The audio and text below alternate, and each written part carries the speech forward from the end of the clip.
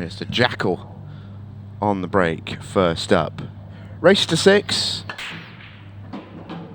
And straight in off the break, a booming break. And this is exactly what you want if you're Cy Fitz here, to come to the table with a pretty presentable split, ball in hand. He's a little unlucky to get kicked in off there, Josh Juhasz. I can't quite tell if that cue ball was safe or a little bit wild. It was a little bit of both, wasn't it? It was.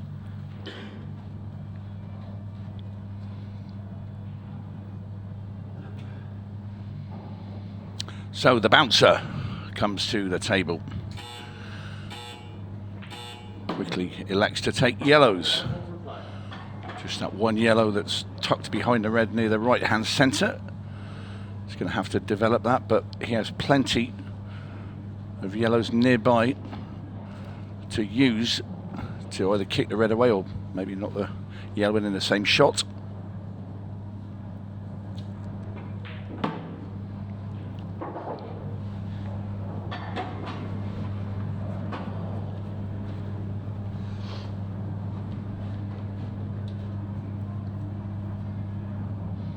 But I think we're going to see quite a bit of this throughout today, is these sort of matches where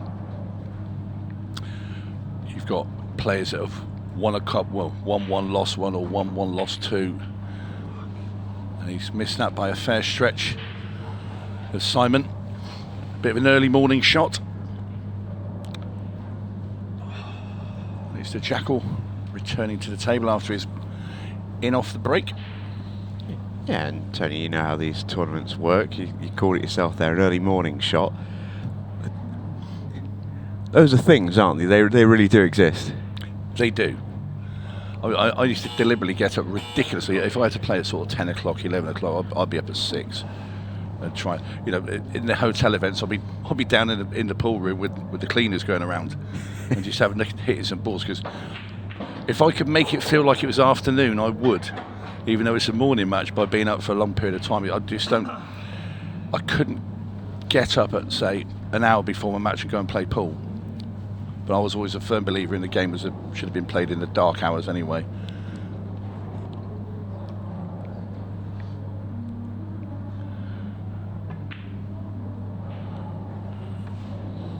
He's just going to float that down the table. Pretty decent shot, I would say. Containing shot from Josh Juhasz. Well, I think the outside of those two yellows at the bottom of the table definitely goes into the corner. The other one doesn't, but there's only one yellow to be moved. You know, and at this level, I think he's left him a half chance. Yeah, and that's the decision that Josh Juhasz has made.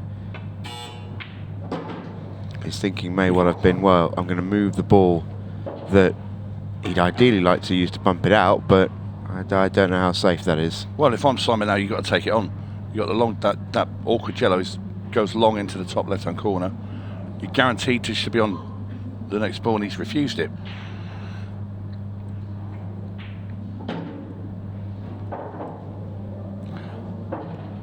See, the thing is, I mean, does he want to play the double? Maybe he's had that in his mind all along, but I just think if he knocked in that long yellow, that was frame.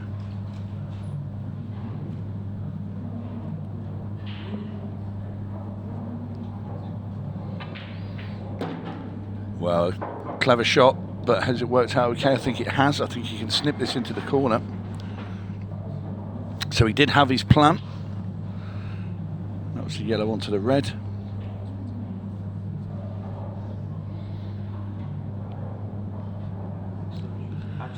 This is a bit trickier. You're going to have to play this with check-sided cut with the yellow into the bottom left-hand corner, but you've got to make sure the cue ball does not contact that red that's near the yellow. It has to come back through the gap and then off the side rail. So he's putting the left-hand side, you can see. He's made the pot. Well, that is about as good as it can work out.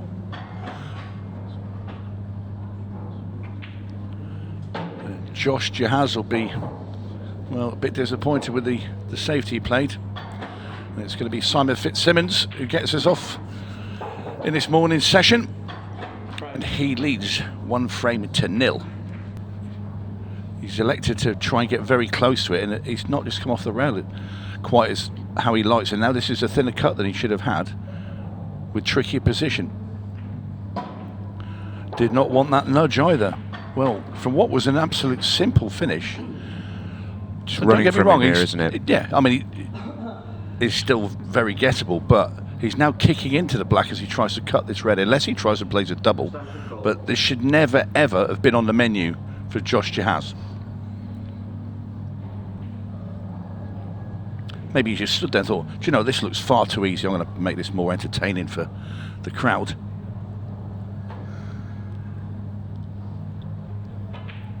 He's gone for the cut in the middle, and there you go. And that was all born from the nightmare that was trying to get too close to the red over the middle bag. I bet Simon Fitzsimmons cannot believe he's at the table in this frame. Yeah, I think you're probably right.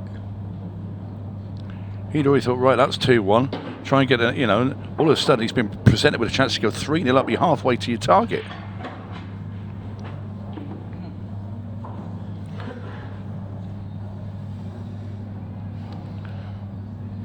It's like catching a big fish and your line snapped just as you're hoiking it onto the riverbank there for Josh.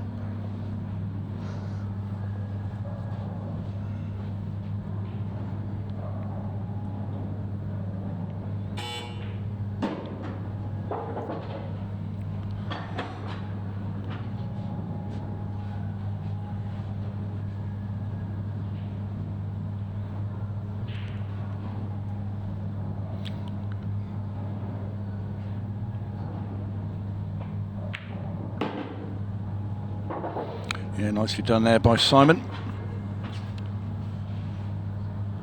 There's Simon Fitzsimmons telling us all where he wants the cue ball for his second to last yellow. Should he knock this in? Well, I'm sure he'll knock this in. Just elevating the cue up a little bit. I don't think you'll see Simon Fitzsimmons try and get too close to his last yellow. We'll just be happy to roll this in.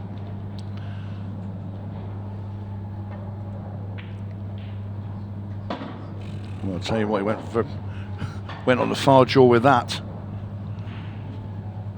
But because of the slow pace of the shot, it still took it into the pocket.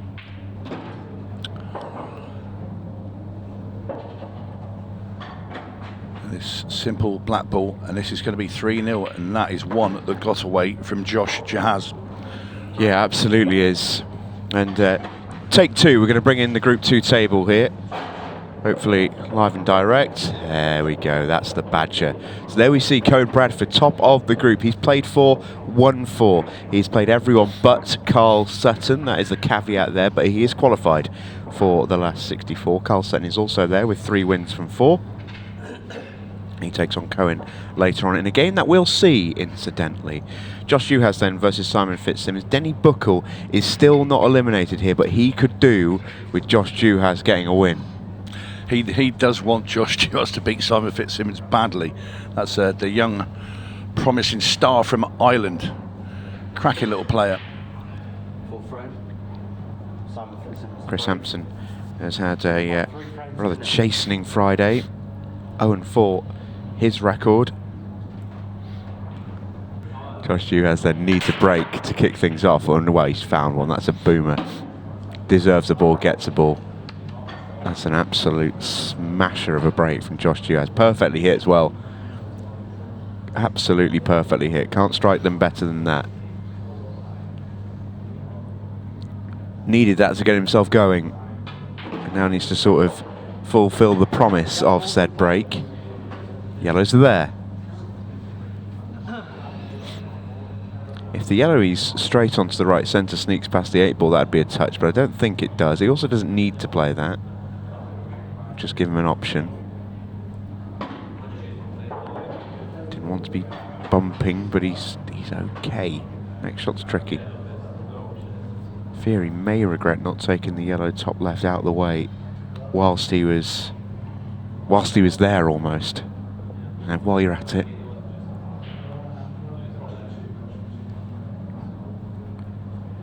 because it actually isn't the kind of ball to land on. It's quite well shielded. Trying to get there now. He's played that beautifully. Very good shot. So were you down early for breakfast this morning, were you? JMO? Absolutely not. No, I was not. When given a nice, pleasant, really 11 o'clock start time, it was that for me is a calculation. I'll work out the night before how many hours can I get in here. I was down nice and early. Well, as you say, you're a man of the night, Tony. Well, it's quite strange when I got there. A fella came up to me. He said, "Are you waiting?" I said, "Yes." He said, "Well, could you take a cup of coffee over at table 4?" Sorry, is that too early? Well, you're the daft person who turned up in black trousers and a white shirt to breakfast. This is very true. Well, this is much needed for Josh Juhasz. Yeah, much more like it as well. Yeah. Drags the frame back. Break and out.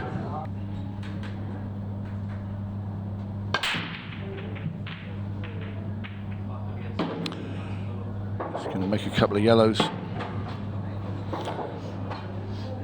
And if Simon can get through to the yellow at the bottom of the table, well, you know he can cut. There's a thin one he can cut into the middle. He's going to have a good chance here to finish the match off.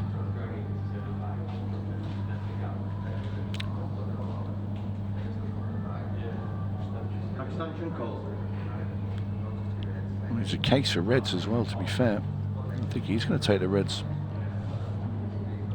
Stretching for the first one, but if he just gets a little angle into the next one.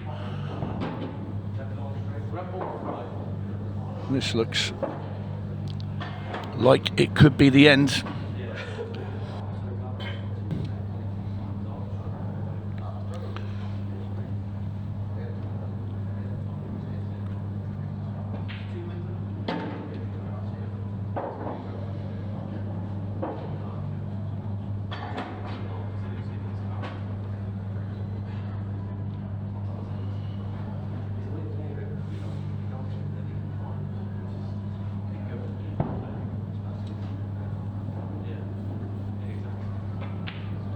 Josh Juhasz will fear the writings on the wall for him.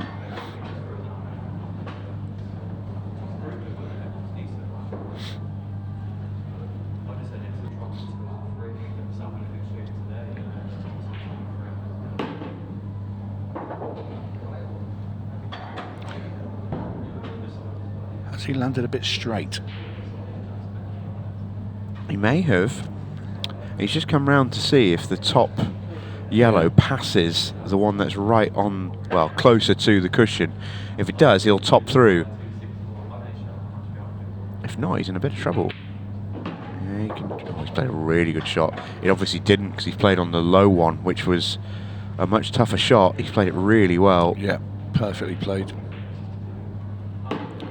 Looks sharp, side Fitz. Really, really sharp. If he can play like this, he is a threat to any tournament he plays in.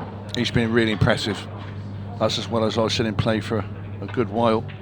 Awesome performance from Simon Fitzsimmons, who wins 6-2 against Josh Juhasz and keeps himself alive in the group. A much needed win there for Simon.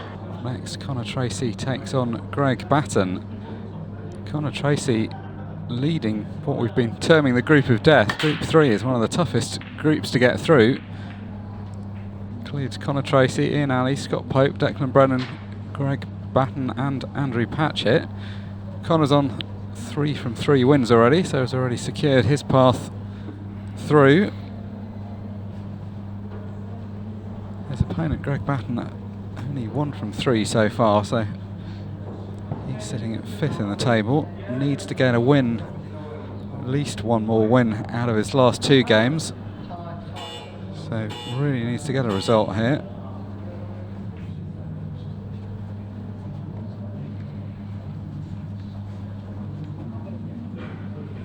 This was always a group where one of the top pros was going to have to fight hard to get through, because 6 players more than capable of qualifying, only 4 spots.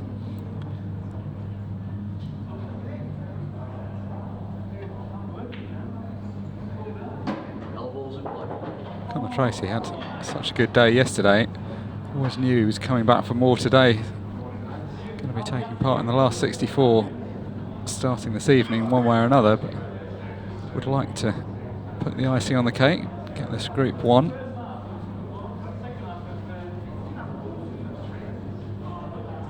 Talked a few times in commentary yesterday about the importance of topping your group. It means you're drawn against somebody that's placed 4th in one of the other groups. And whilst there's no guarantee that's going to be an easy draw, it's likely to be an easier draw than the alternatives.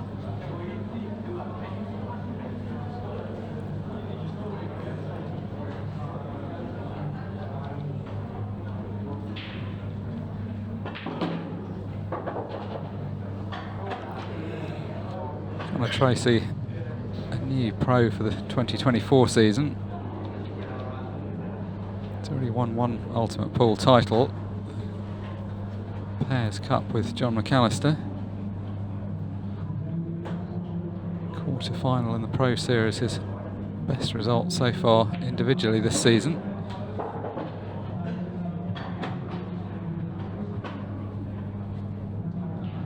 Just finished a couple of rolls short there. I was hoping to roll over to leave this ball slightly straighter up the right-hand cushion.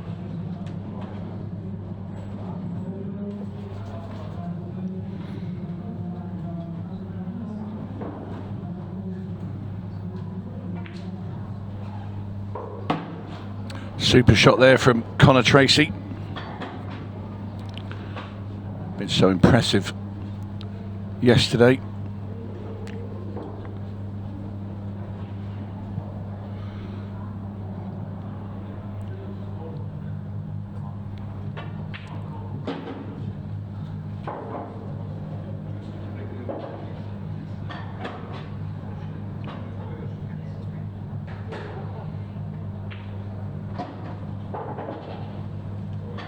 This is a statement of intent. This wasn't the simplest clearance. The balls were kind of there, but he's had to play some shots.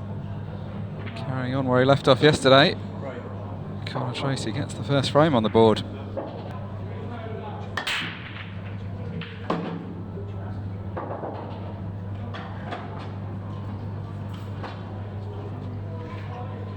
Nicely struck break. Pretty good split. Slight little worry there he'd have had if that cue ball flirted with the middle bag. It's been the pattern we've seen in a lot of games. Players calling for the extension after the break, just spending some time at the beginning working out the finish before they go for anything.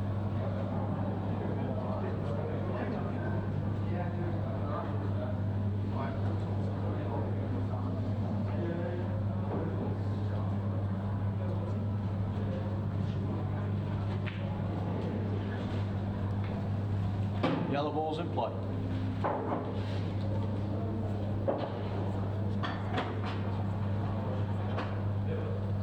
The only ball on the table that doesn't have an obvious pocket is the 8 ball. It's in a good place for a double if he doesn't come up with any other alternatives.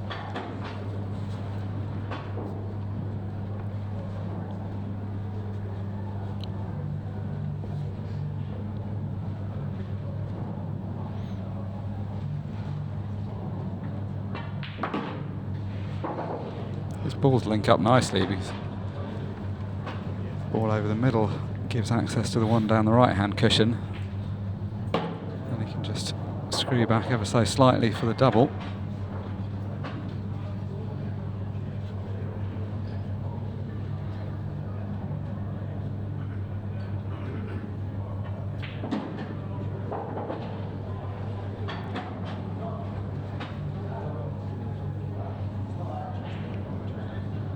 Slight angle to get the cue ball away from the cushion, not that it matters too much for the next shot.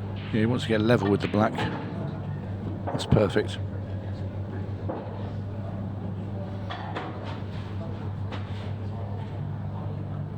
Black's an inch or two off the cushion, which makes it slightly easier to judge as well. Gone wide. I'll say that, he's missed that by a long way. Just look at his cue. When he cued it, I thought, looking at his tip, did he strike that slightly on the left of centre with the cue ball? If he did, it could have thrown it. Yeah, sometimes you can flick some unwanted side on. If you're doing it with a double, it will throw the ball.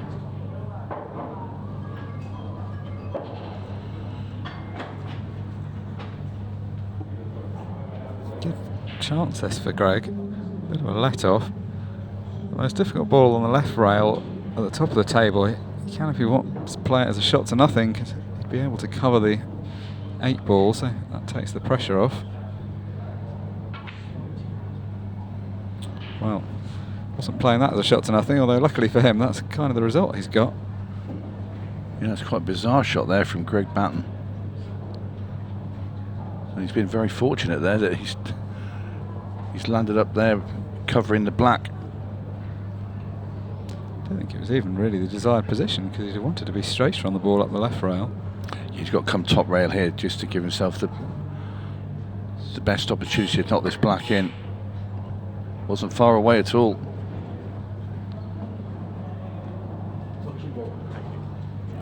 Right, we'll be taking the red next to the black first. Red above it next. And would suggest down the bottom of the table, one over the middle, one down the rail. Last red would be the one that's sat on the blue spot.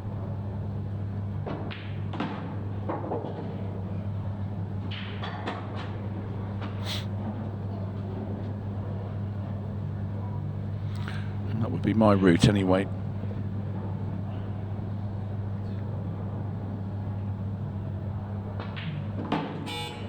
He's played to move it. Surprised. Doesn't change the... Well, it probably does change the route a little bit now. You can play the one inch into the top left-hand corner. All the rest are hanging over the bags. It's not a shot he'd have played if there weren't several other loose balls. Yeah, well, you're not going to leave... You know, you're still going to play the same route, I think, now. Because you can't leave that till last, that one over the bag. So we'll probably pop this in now, just push the cue ball through the gap of the 2 reds, come back in the middle with the other one.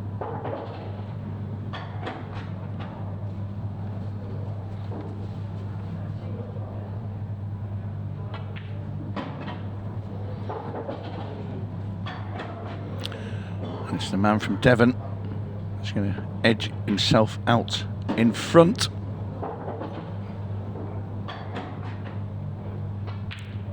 He wasn't expecting to get, but one he gratefully accepts. Absolutely. I like it because you can identify the player straight away just with the shirt, a lot of them, you know. Yeah, it's a good idea. I mean, it's all about building a personal brand, isn't it? Absolutely. Well, the black ball's gone straight over that top left-hand corner. Not playing with golden breaks this weekend, so it's not that he'd have won the frame if it had gone in, but it's now obviously made that pocket out of action. He's picking the colour now, but I mean, I go reds, I think, purely because the 2 reds on the left-hand side of the table, they both double. They will go into that middle bag and the rest are available, but the thing is the first pot, and I think he's going to have to probably play a plant. Yeah, it's an easier first pot on yellows, but even if he was to pot that, it would be very hard You're to going get nowhere. position. You're going nowhere off the first yellow, aren't you? Just potting it and then you bump the table, so... Red balls in play. Yeah, it's going with the only really logical option. Yeah, he's come a bit too far. He wanted a bit more angle on this red down at the bottom to get the cue ball back up the table. You know, if he could get into the middle of the table, that's okay. But I feel he might just be able to pot this and probably have to take the red that he just planted up in the top right.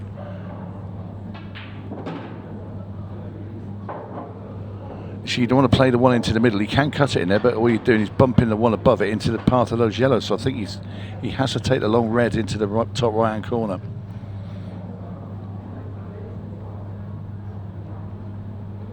So well, now what you're going to do, come back down, you're going to have to take both those reds out of that way, because now you need to open up the path of the doubles. And he's missed the pot. Wasn't easy. Long way away from it, but second prize. Yeah, both the top pockets now out of action. Well, what does Conor do? Does he try and play pot the yellow, well, not the red in the pot, the yellow behind it and carry on? So the skill shot, the combo. He's just playing the loss of turn. That's a very good shot. Yeah, he's played that really well. It's going to be an excellent white ball. Whatever happened, he had to remove the red. There's no value in letting Greg keep that pocket. And that's a very good shot there from Conor. It's really changed this frame around. If Greg doesn't get a good hit out of this snooker, Conor's going to have a chance himself at a clearance. Yeah, it's just, if he can get the cue ball over near the black for those two awkward yellows, and well, what a shot. Well, that's one solution. Now then, you'll be looking at, you're going to have to play two doubles. The problem is getting the first double and then landing on the next one. Yeah, it's got quite a good angle to land on the first one, but as you say, it's hard to link the two up, isn't it? Right. So now he plays the first red, double back into the middle. The cue ball's now going to come off that side rail. He's going to have to bump the other red. So he's going to need a bit of luck here to land on the last red.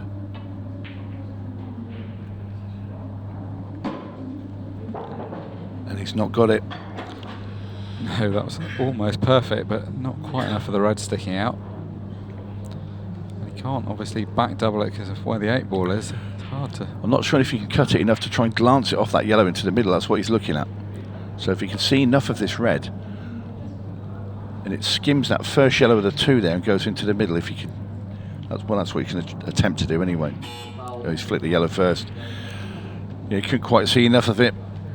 And now it's ball in hand for Conor Tracy, which is ideal considering where those 2 awkward yellows are. So pot this one into the middle, screw back and get rid of the other one along the top rail. Yeah, he's able to put the cue ball in a spot that it would be quite awkward to play for, because you bring the black into play. As a frame, it was never ideal to be the first one in. Greg kind of had to go for it off the break, but easier place for a counter clearance.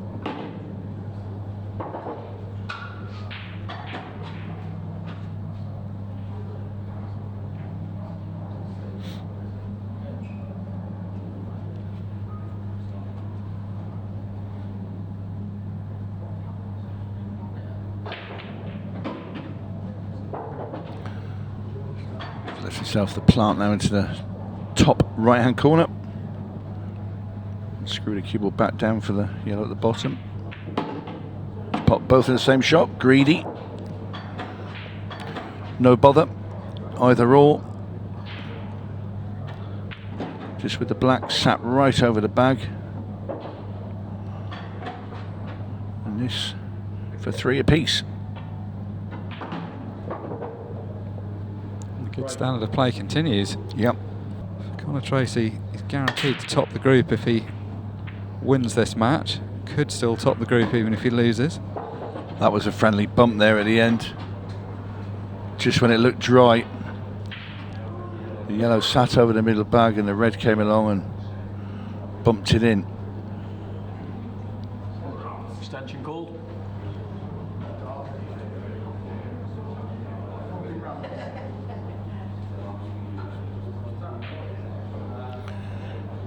Yellow's at a perfectly placed ball, but he can't get to one, so he's going to have to take the reds. Red balls in play. They're not bad though.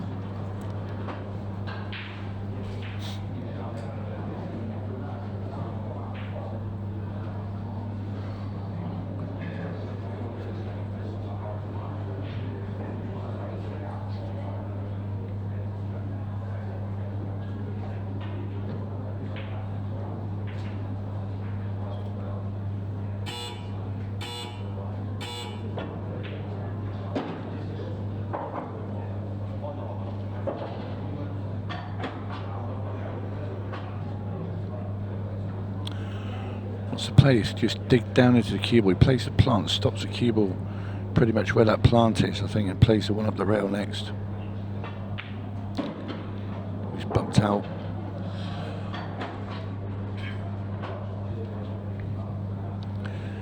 It's not too bad, but I think it's slightly less angle, but he can bring the cue ball through the gap of those yellows and play onto the 2 reds on the other side rail.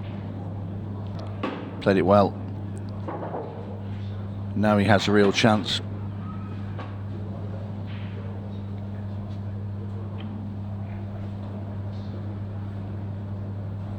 After making it 5 each, Greg Barton's now looking like he's not going to get a chance to do anything about this.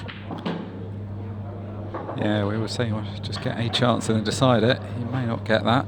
It's been a very high quality match though. Yeah, you can see why it's such a tough group, can't you? Ugh. All the matches are like this. Yeah.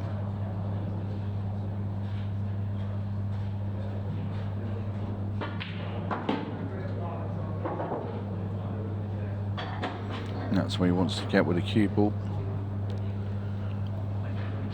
Does he try and just spin the cue ball through this little gap of yellows? He does. A little bit heavier than he liked, but has clear view of the black in this for the match.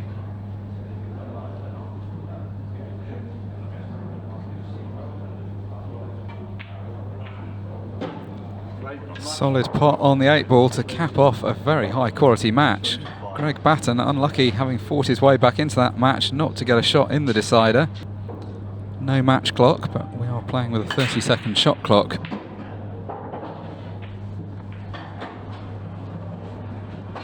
The man known as the Hammer hammers in his first break.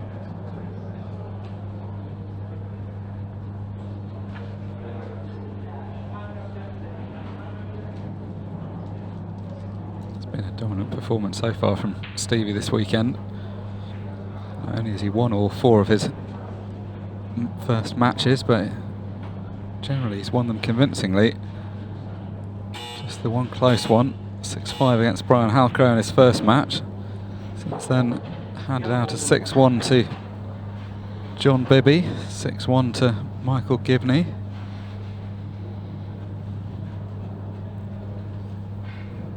6-4 to Mark Fleming. Well, 6-4 against Mark Fleming, I should say.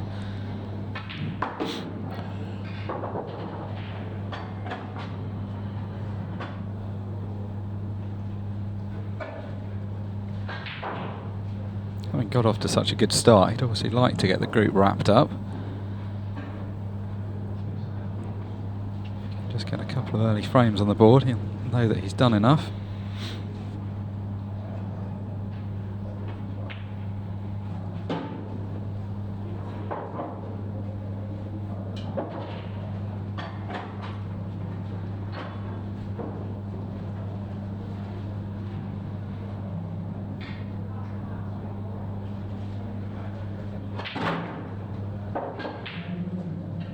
Dangerous shot to play.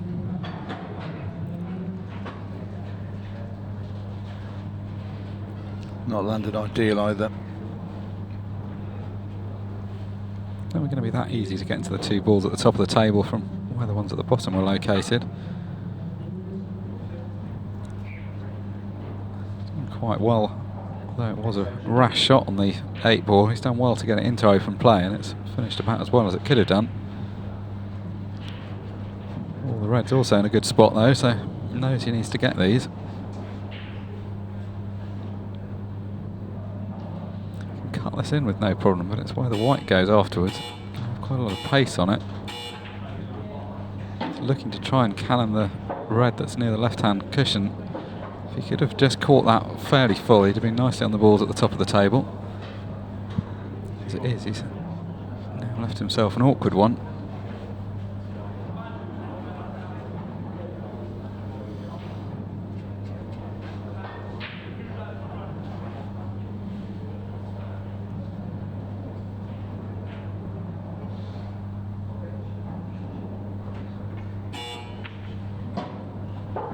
Not a shot you love to leave yourself, but didn't have much choice and he played it well. I think he thought he was going to flick it a little bit further off the rail, but he has got the long shot down into this bottom left-hand corner.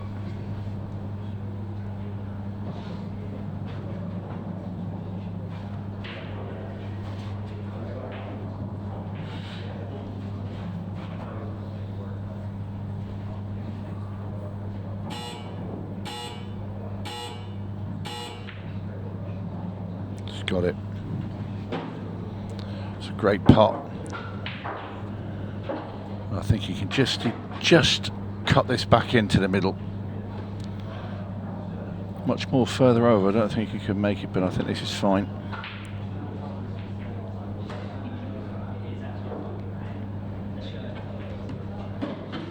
Oof. How close was that cue ball, Mark? Yeah, I think he thought he could hit it fine enough that he wouldn't get near the jaws of the pocket, but heart and mouth stuff for a moment there. Good clearance in the end from Stevie Dempsey. Wasn't the easiest layout he left after his break. It was a decent break, but just always slightly chasing those balls around.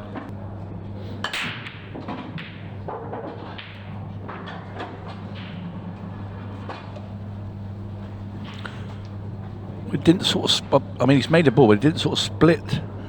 You know, the middle of the core of the pack didn't really move. The black and the red still stuck together, not moved an inch.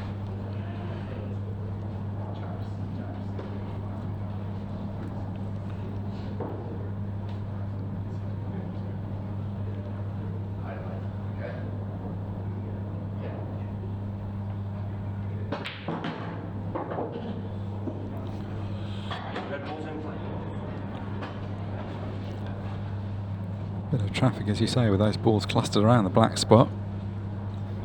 Showing himself equal to any challenge so far this match. 3 first visit clearances in the first 4 frames. Oh, well, that's a surprising miss. I think he was just trying to force an angle there, maybe just trying to pot it on the thick side, but ended up hitting it hard onto the jaw.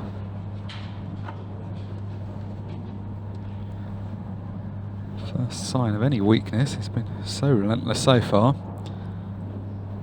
Playing that shot, he's just slightly opened up the middle of the table as well, so now John has got a clear path to the winning line.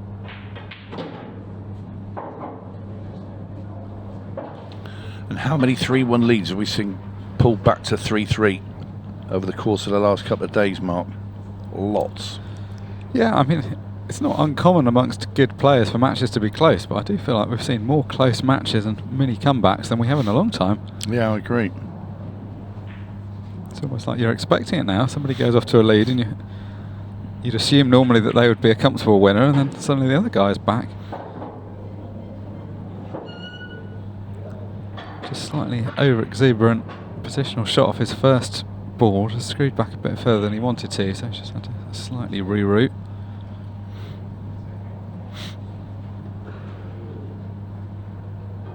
Still going, but just making life a little bit more difficult.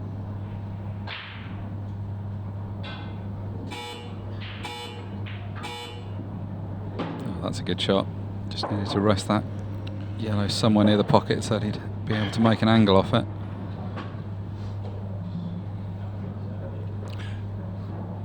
Yep, position the key now for John. Get the cue ball in the middle of that table. Looks pretty good. And play the one into the bottom left-hand corner now. Come up, back up for the one in the centre. Just wants to look to see where he wants to be. To get on that black, that's his tricky one. In an ideal world, he'd rather have played the one in the centre now and play that one down the bottom and like an but I think he's just come a bit too far. Yeah, no way he can hold the one to the middle, so if he did play that, he'd have to play around the angles, which brings a bit more jeopardy in. I think he's just going to have to commit, as you say, to the more straightforward path.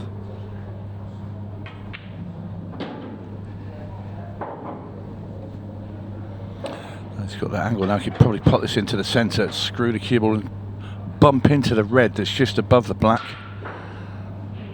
Or even, if he could pinch the angle, he could screw back straight past it. Then again, he could run down and play it in the middle now. We're looking at the gap there. It's exactly what he's going to do. All the time I've completely ruled out that middle bag because I thought it was blocked, but a lot easier than it was when I originally looked. The result's still the same though. It's McAllister. Pegs one back.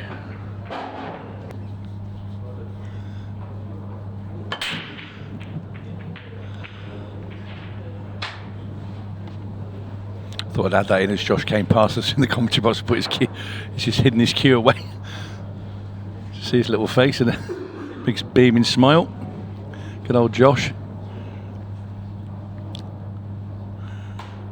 It wasn't a lie, he's a fabulous player. Dempsey plays the plant. Now, has that yellow stopped soon enough so that he can get to it now? At the bottom of the table. yellow beneath the black. That definitely goes into the corner.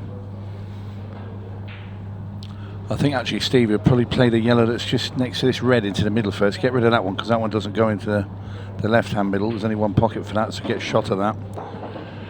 Get rid of the yellow beneath the black, then the other bottom yellow, and then it's the 3 at the top last. And we can see a break away from the normal pattern.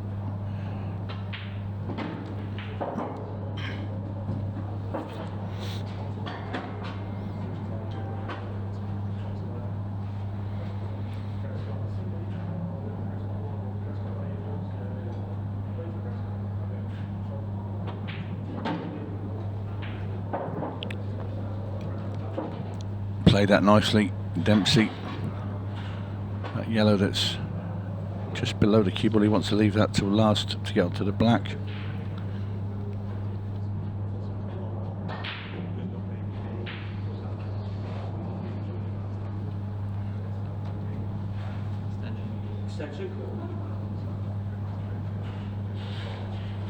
Feels like if this match did somehow go to a decider, Stevie would just break and clear. So almost inevitability about it right now.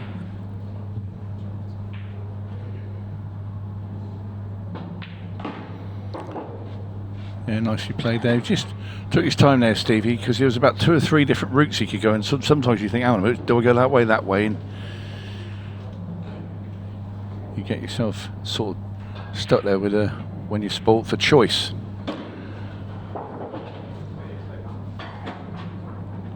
It's been a quick 5 finish here from Dempsey, and this is 5-3 on the hill, and on the hill he goes. Great stuff from Stevie Dempsey, just relentless pace of clearances. All 5 have been first visit.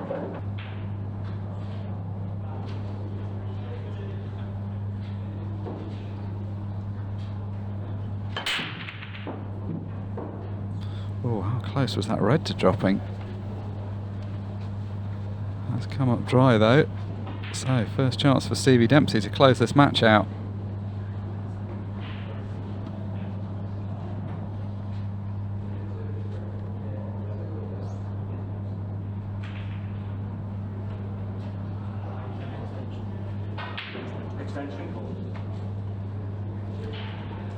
I'd feel in terms of attacking options he'd have to go for reds because of the red being the pocket side of the plant, bottom left.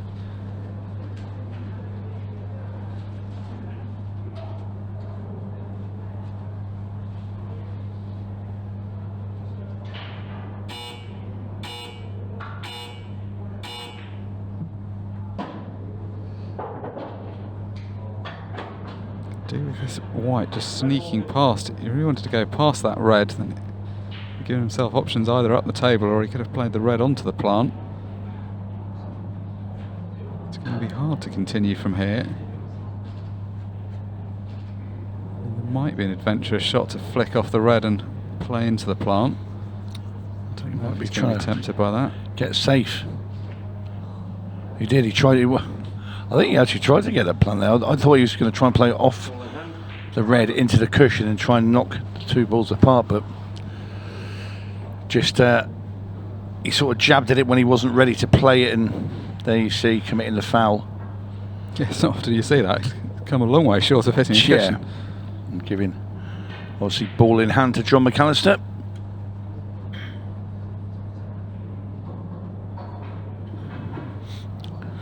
And the way John knocked in that last finish, you certainly wouldn't rule him out pulling out another one. There's that other yellow down towards the bottom of the table, which will connect to the red and the yellow at the bottom. He could play off that and knock the red in the same shot and free the pocket up.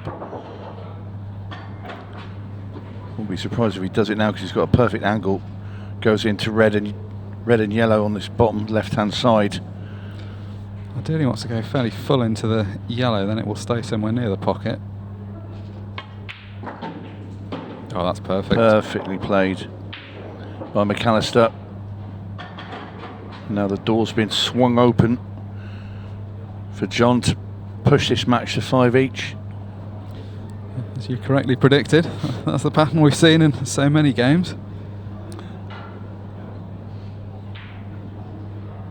Well, it sort of broke slightly as Dempsey went 5-3 up, but it's looking like the outcome's still going to be the same. We're going to see a one-frame decider.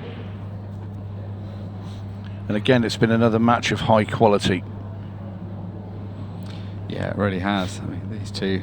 But Dempsey's not done a lot wrong, has he? All right, he just fluffed his lines a little bit there, but McAllister's been, well, the last couple of finishes have been of the higher end of the spectrum.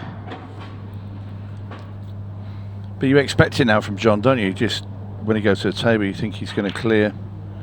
He never looks flustered. Well, he isn't flustered. That's why he never looks flustered. He's like a machine when he gets going. A juggernaut. Yeah, I mean, both of them, they've not been rolling finishes. They've both broken well, which has split the balls up, but they've had to play some shots in quite a few of the frames.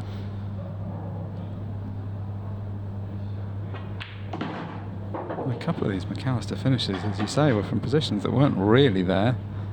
Let's just have a tad short there. I mean, he can sort of come between the two reds now, near that middle bag, and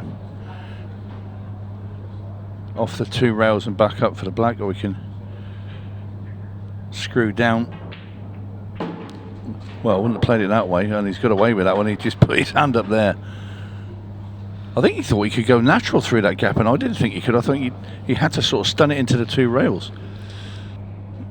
Yeah, that didn't look like it was on, but he's going to be happy with the result. Yeah, he dodged a bullet there.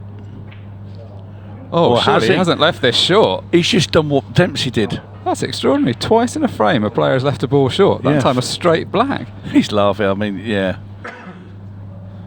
Well, have you ever seen a professional do that in The a two match feathers before? in the same frame. Two little jabbies. That's incredible. He's left it way short of the pocket as well. Yeah. We're just worried about the cue ball coming back and hitting his tip sort because you're very close to it, and it's one of them. But well, how bizarre.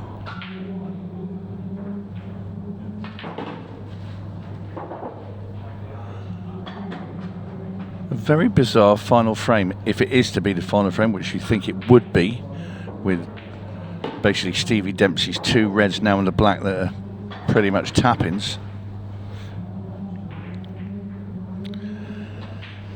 And this is going to give Stevie Dempsey a 6-4 victory.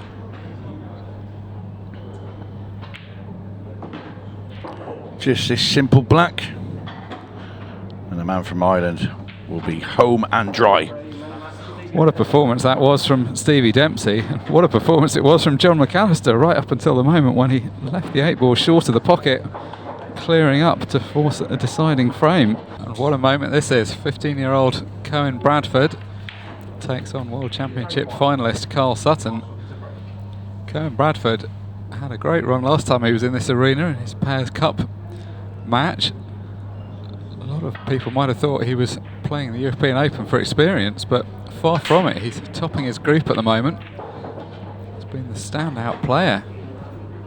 I think we're all very excited to see him out in this arena. What a great opportunity it is.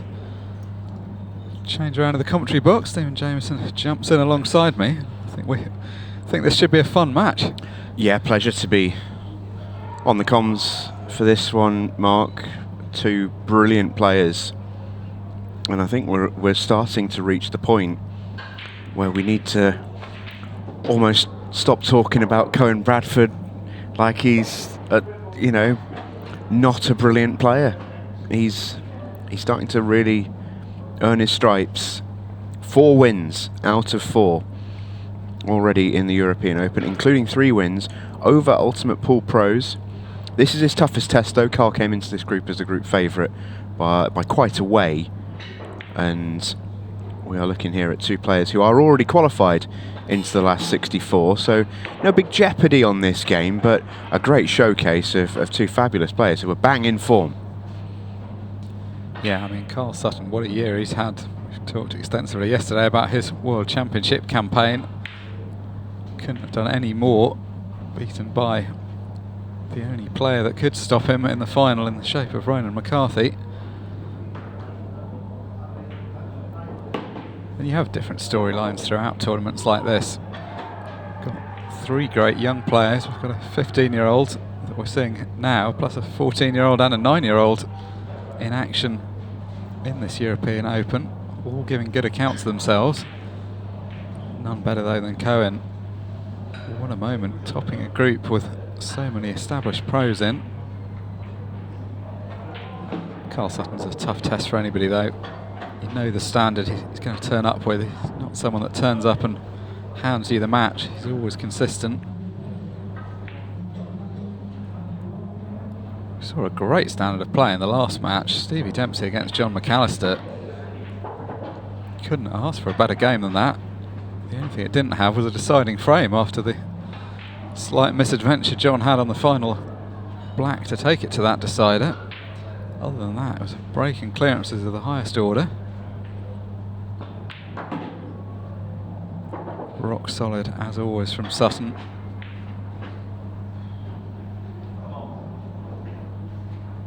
Loads of space to play for here. Just needs to get the white anywhere down this end of the table. Inch perfect as you'd expect. And Carlos does what he always does. 1-0 in no time at all. Immediately defers to the cut break, having hit the middle bag on his front ball first time around. I mean, that's brutal. Whew. How'd you like that?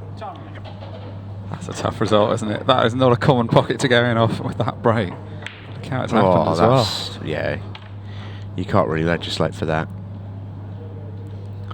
I'm slightly surprised that he switched so soon, because actually his first break was a good break. He got about as good a split as he could have done. It was only the in off, and that just requires a slight correction to the line. Well, we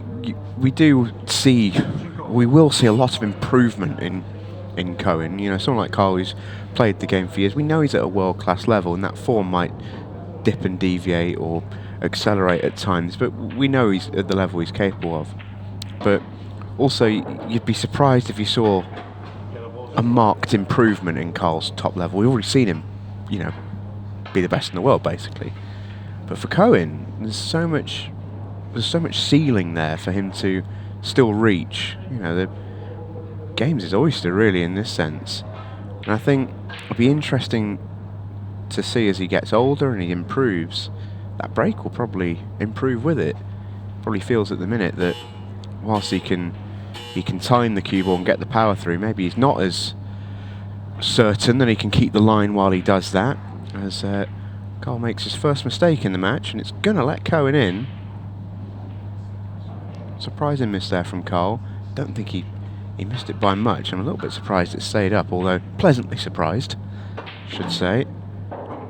And Cohen's little bit of bad luck continues there, as I can't believe he's not knocked that yellow in, which would have helped his cause.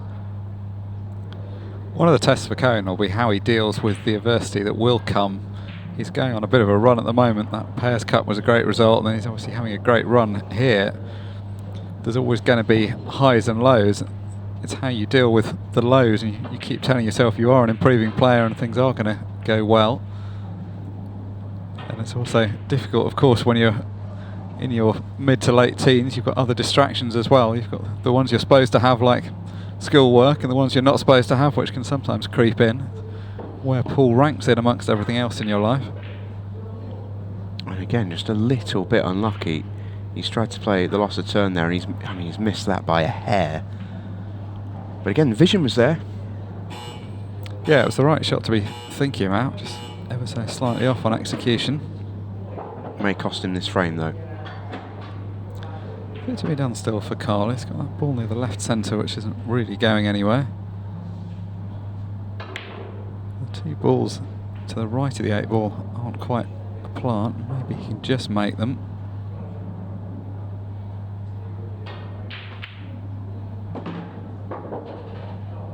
Well, that's dealt with those ones, so just down to the one problem left.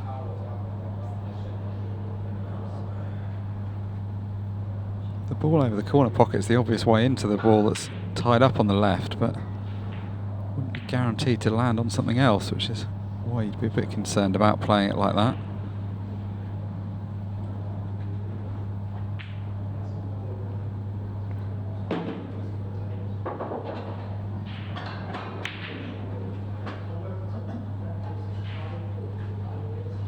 Well, as we spoke about, Carl does have brilliant vision for the game, and he will absolutely have his plan made up on this yellow.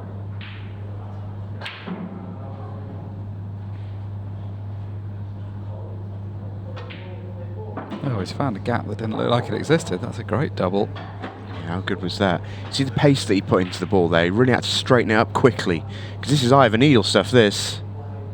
Well, that was the thing. He had to get it wide to get it past the 8 ball, and then, as you say, straighten it so that the red didn't come into play. Yeah, and you notice it went, as we looked at it from the overhead angle, right into the left side of the pocket. He didn't have the middle of the pocket there on that line because the red was in the way. That was a really good shot, and, well, made one mistake in that frame, Carl.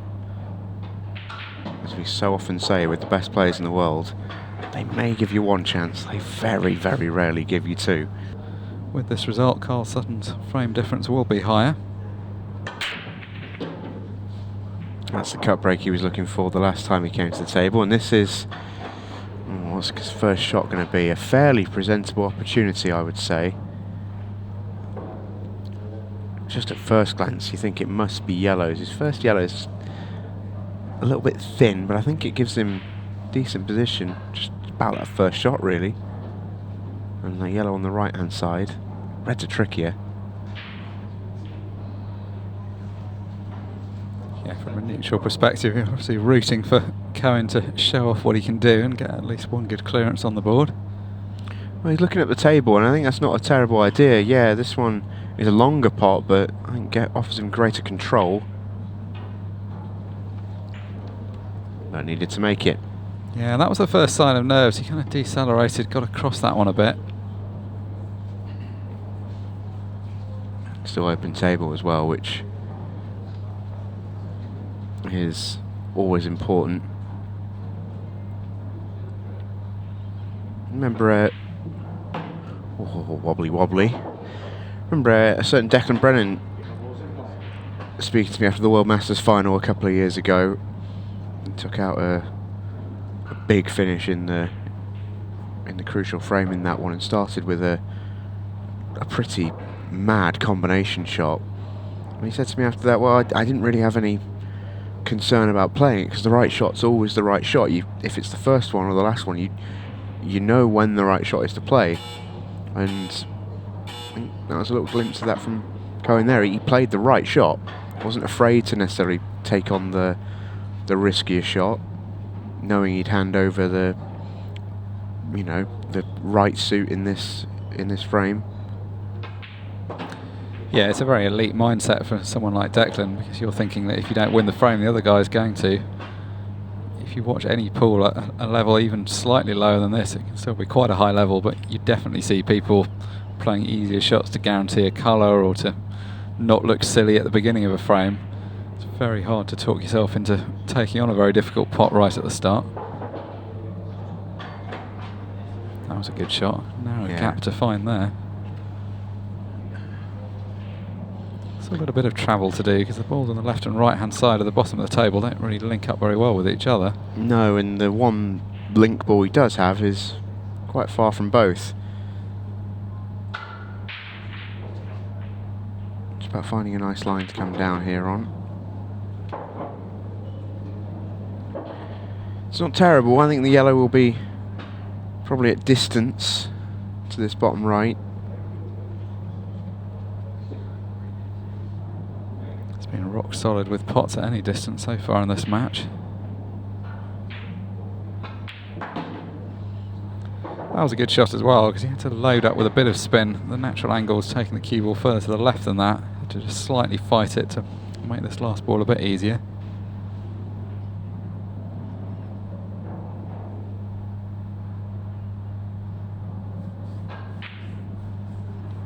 Yeah, just very good, isn't it, from Carl? Very, very good indeed. Well, must say, one of the players that I really fancy for this tournament. Super performance from Carl Sutton. A 6-0 win over Cohen Bradford, who won 4 of his 5 matches, and hope, really for his sake, that he can take the positives from that, rather than necessarily the result of his final match, where he was shut out, really, by a super display from the world runner-up. Carl Sutton charges into the last 64, where he will be joined by Cohen Bradford, I should say.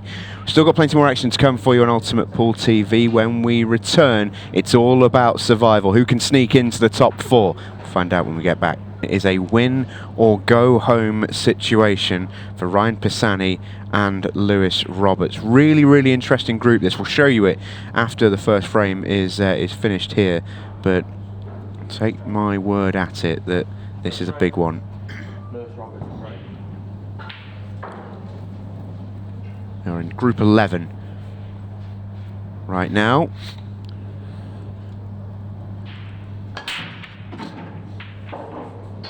Ryan Lamberth is the man who stands to profit. He will be watching this with interest, but also with a little bit of safety in mind as well. Interesting group, as I say. We'll get there after this frame, but joining me on the coverage for this one is the one and only Tony Holgate, as we welcome Basher back into the comms. Tremendous to see you as always, sir. You lie so well, J-Mo. Yes, very interesting encounter this. As you say, the loser will be shuffling off into the sunset. All to play for. Like you say, whoever loses will have the negative frame difference and bump Ryan Lamberth into a qualifying berth. Which is quite extraordinary, you know, because he sat 5th, knowing full well he will be 4th at the end of this match. Yeah, well, as I say, we'll show you the table. It does take a little bit of sort of getting to grips with, but it's a pretty unique situation. Can't imagine there'll have been loads of situations like this, but yeah, pretty amazing, really. And it's Lewis Roberts at the table, the cue maker.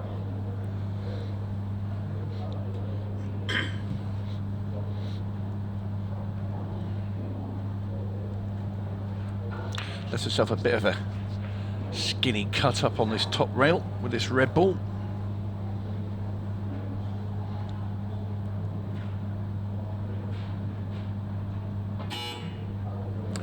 How well did he play that? That's a cracking shot there from Roberts.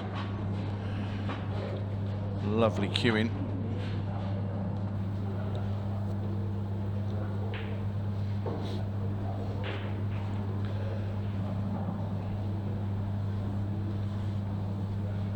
Still work to be done. He's got to navigate his way to the other 2 reds over on the right hand side of the table. Using all his cue ball control there to come all the way up, and he's now going to be faced with the long red into the bottom right hand corner. If he makes it, he can just dribble his last red into that centre, and the black will go in the bottom left.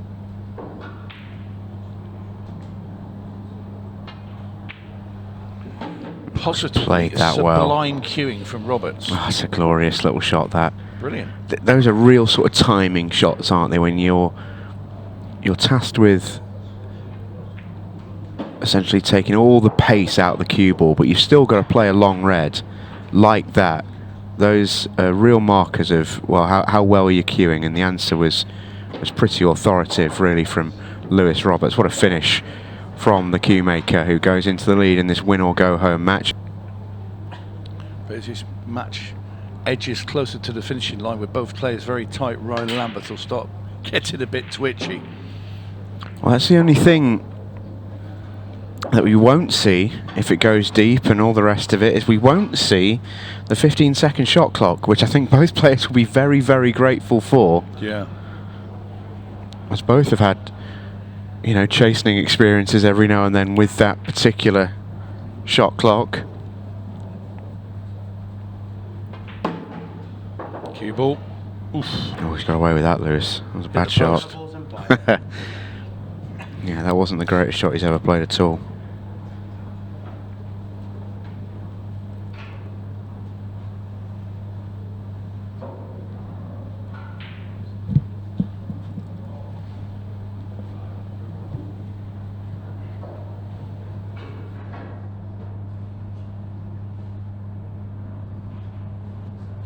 Extension called.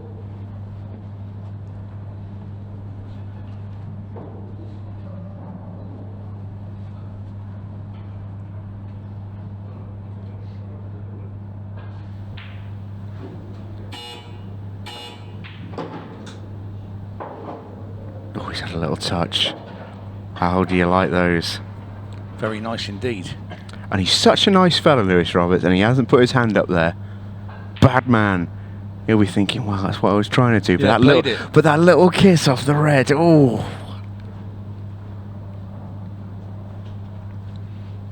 I assume he's on this yellow to the middle. But he's given us a few laps to the table. Yeah, he's okay.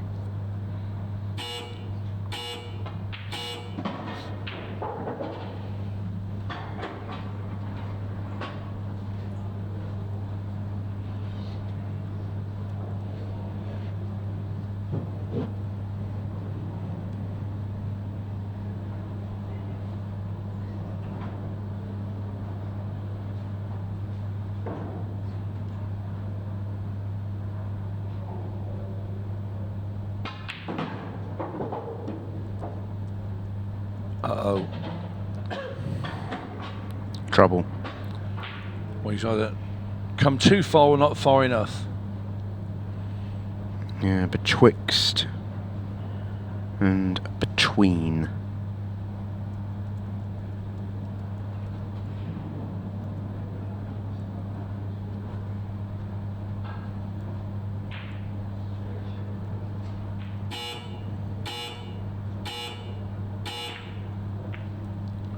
I had to go for the double. Didn't get it.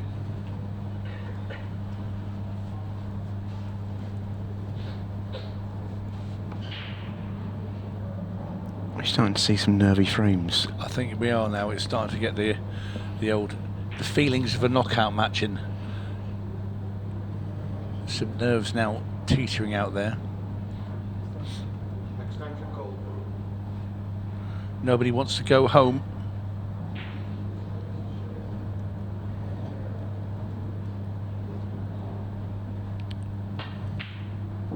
But we will be down to 64 players in the next hour or two. And the knockouts will start this evening.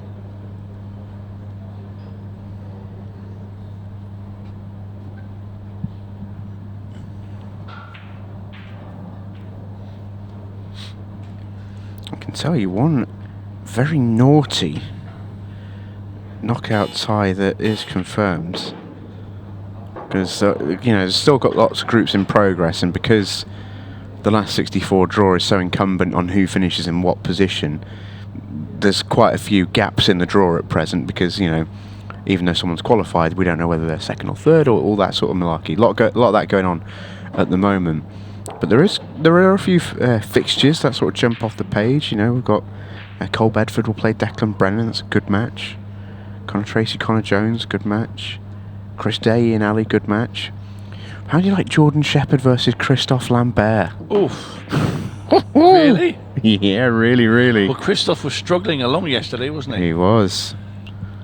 That is a serious match in the last 64. Yeah, because Josh Kane played that monstrous double, didn't he, to pinch the match off Christophe early yesterday. He thumped that double into the middle bag. So Christophe, I think he started off, he lost his first two, didn't he? He did, yeah. So he's dragged himself back to qualify, but yeah. Jordan will be thinking, well, I've not been rewarded with much of a draw there for doing well in my group. It's a big one for him.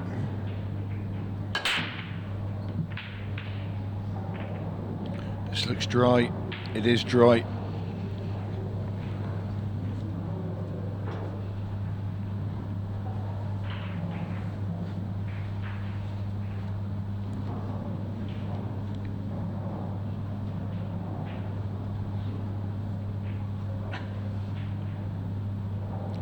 Well, Ryan Lamberth would have probably been happy at 4-2 to Pisani, but it's 4-3, and now a chance for Lewis Roberts to get 4 apiece. Red ball's in play. Be read into the centre pocket next. So in the same shot, pushing away these yellows out of the way of Lewis's reds. Played out nicely. Also put a yellow on the rail of Bazzani's just in case.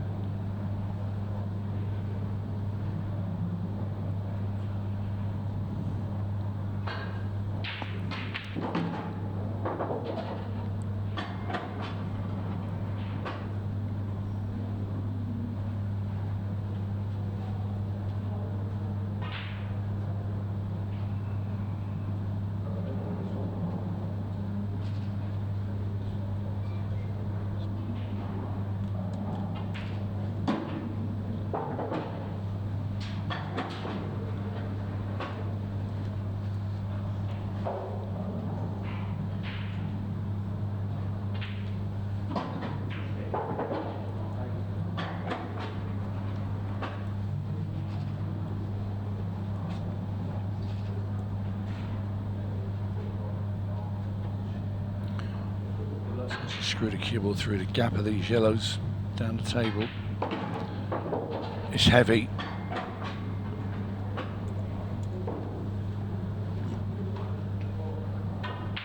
Well.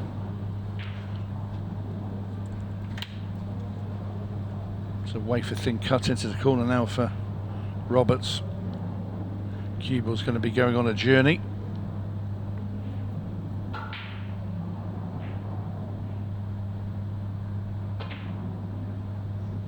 Made the red, friendly bump on the yellow, and he has a long black now to make this 4-all.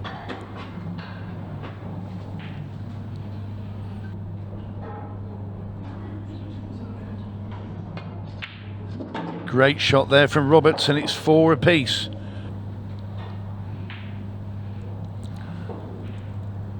I think Ryan Lamberth will be Lewis's Roberts' biggest fan at this moment in time. Oof.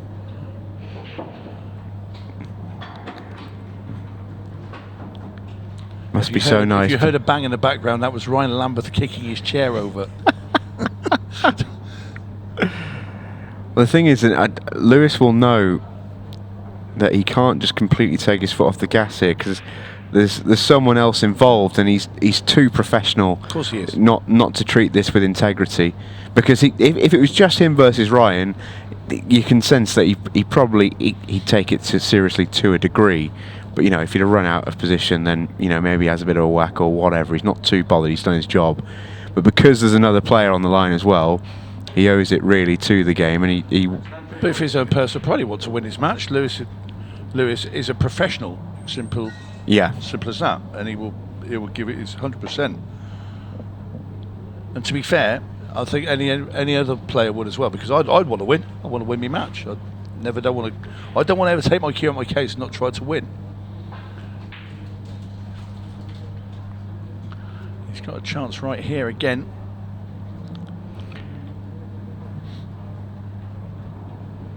I think you've got to take the yellow down at the bottom right. I think the black's a dodgiest ball. Stuck to the red, doesn't go anywhere. I think it needs to be moved. Has he got enough angle on this red to the bottom right to maybe go into that black and hold for the yellow in the bottom right, in the middle right, I think. I don't think he's got enough. So maybe he goes the other way. Yeah, he did. I like the idea. It's not come out for him. And Ryan Pisani's got a big chance. And this is where Ryan's got to switch on, because this is an opportunity for him. He can win this match here. And you can see he's a bit upset with how it's been left, but you can't grumble. You've got an opportunity. Well, what's the other scenario that Lewis knocked the ball in and finished off? You just want your hand on the table with a chance.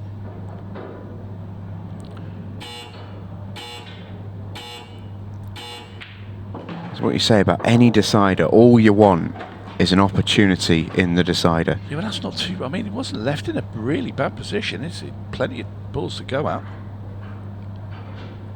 I wonder if he's thinking of a safety again, because it's been crossed his mind quite a lot during this game. In fairness to Ryan, the red below the yellow, it is a bit of a tricky ball, because I think he has to bump it out. I don't think it goes to any pocket.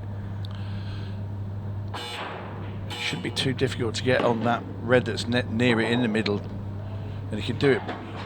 Play the red into the bottom left-hand corner now. Screw back a bit, and he will have that angle, and he can play it and kick into the yellow, and it should not the red. Obviously, it will contact the yellow that's near the rail, but the red should come in front of it, and then thus opening up the said frame. Yeah, I can see what Ryan's struggling with though. It's not a sure bet that it comes out nice, and when I'm not surprised. I'm not saying I think it's the right choice, but I can see the choice. Well, he can see the yellow. Whether he's got the whole of that yellow there, you can see the point of contact with it, which he needs to make to pot it, I don't know. It won't take much of a bend, and I'll tell you what, if Lewis Roberts does knock this down the rail, he's bang on the yellow at the bottom of the table as well, and the other yellow's free and available into the middle, so this could be match over. Oh, no. How well did he cue that? Well, beautifully, but you have to say, whilst I, let's say, related to Ryan's dilemma, and I can see why he played the safety shot, but if you're going to do that, you've still got to play a good shot. You cannot leave full sight of a ball like that. Well, he's been walloping in balls length of the table down rails. That's the cue maker's become the cue monster. He's been bashing everything in. You have to say it's a really poor shot from Ryan. It's going to cost him this match. It's going to cost him this tournament. Yeah, and he's left himself a little angle here, Lewis, because he can pot this, screw the cue ball over, and have the black in the bottom right. Well, Lewis Roberts has done Ryan Lamberth a big favour as well. Lewis Roberts qualifies with a deciding frame victory over Ryan Pisani, who looks absolutely devastated with that one, and it's hard not to feel for him, to be honest. There's an element of Ryan beating himself a bit there. Lewis Roberts gets over the line. He's done his job, and he's also done the job for Ryan Lamberth, who squeaks through to the last 64. Some other groups, 2 wins have been enough to go through, but it's not going to be enough for Phil Parkin, so he's going to have to come up with one more here.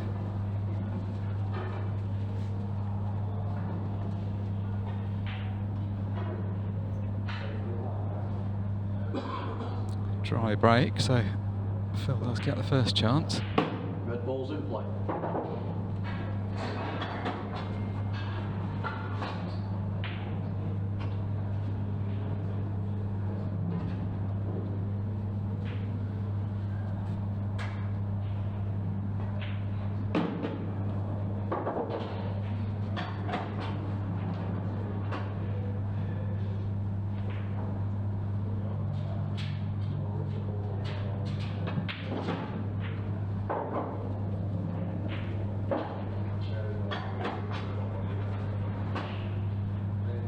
Come slightly further than he wanted, but can reroute up the table.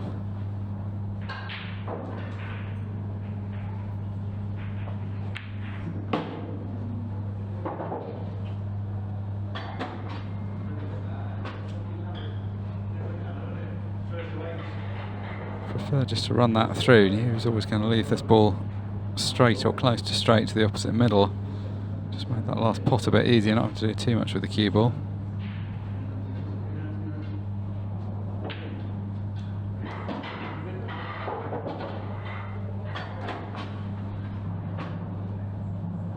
Fair bit of margin here, just needs to come down the left-hand side of the table.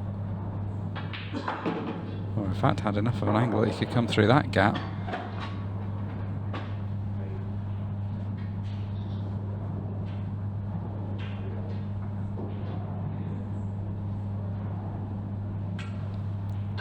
So he's just going to run this through. No need to do anything too much there. It was always going to be fairly straight on the 8 ball.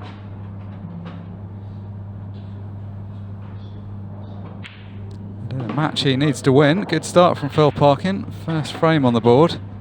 That will remove 2 of his 3 problems on the table if he can get this shot right. Heart of the pocket, nicely judged.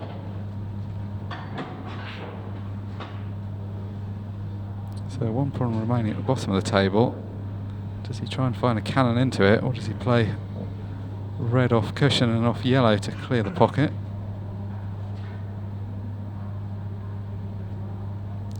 Just lining up the latter option. Extension call.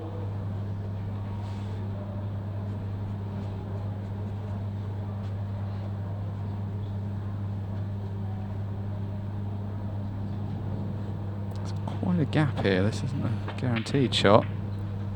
Oh, that's disastrous. That couldn't have gone any worse. It's a high tariff shot, that one. That was the one that would have opened the frame up. And right now, this is all going the way of Phil Parkin. This is more than he could have dreamt of. Well, I know how Matt Cook feels because, you know, 20 minutes ago I had the last Leibniz biscuit in the packet before the cup of tea arrived, and I really feel like I've missed out on a great opportunity through my own actions. And I bet that's exactly how Matt Cook feels.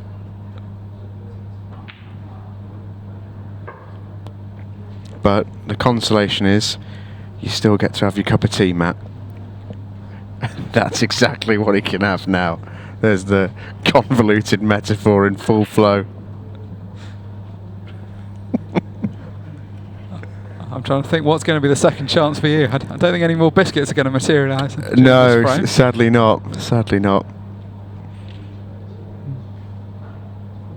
Oh, we've got Tony Holgate here for company. Maybe he could make himself useful and see if he could find some more. Oh, wow. That is amazing.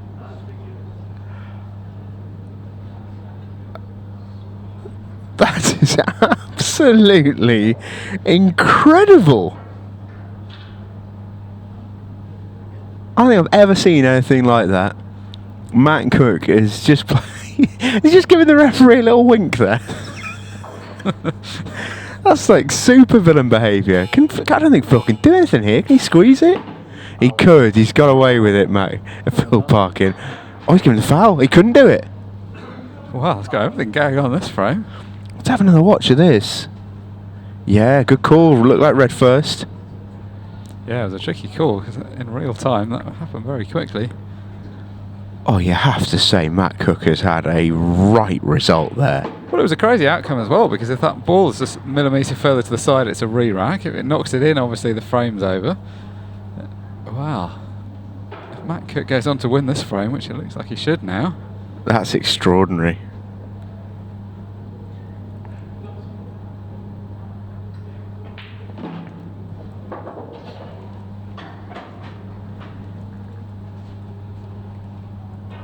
Not a decisive frame, at least in the context of the match. If Phil Parkin had lost out on qualification as a result of that, that would have been a tough one to swallow.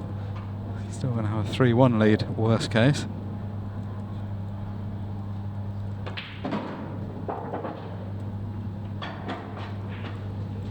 Could have done with coming a bit further over. It was tricky to force that angle. He did okay to get as far as he has, but got quite a lot of angle to work with now.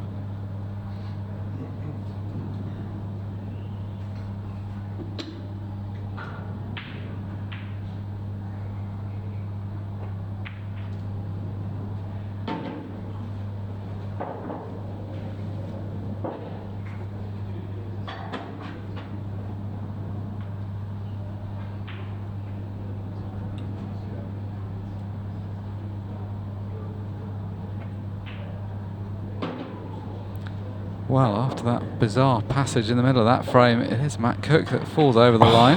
I mean, I just wonder if we can have another look at that incredible couple of shots.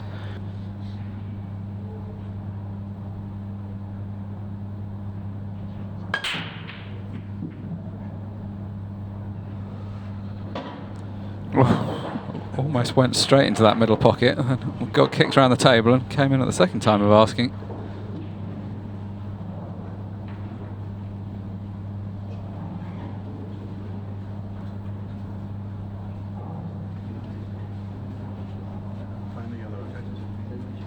Yellow ball nominated. Is this one of these situations where you have a good chance to win a match and then suddenly you go a couple of frames without having another chance? Yellow ball's in play.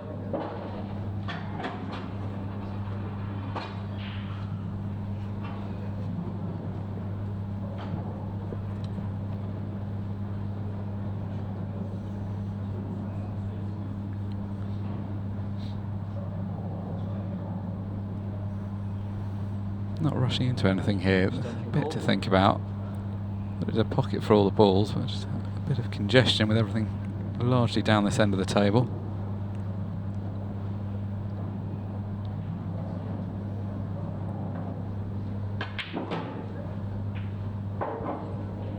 It's a tidy little shot.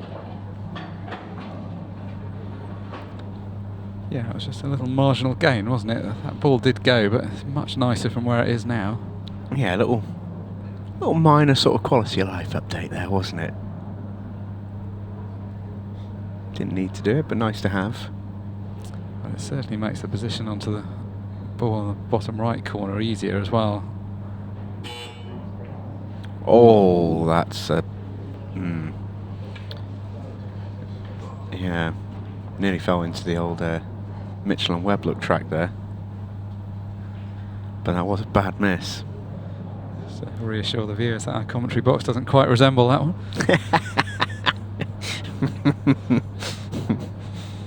Maybe by the end of play tonight.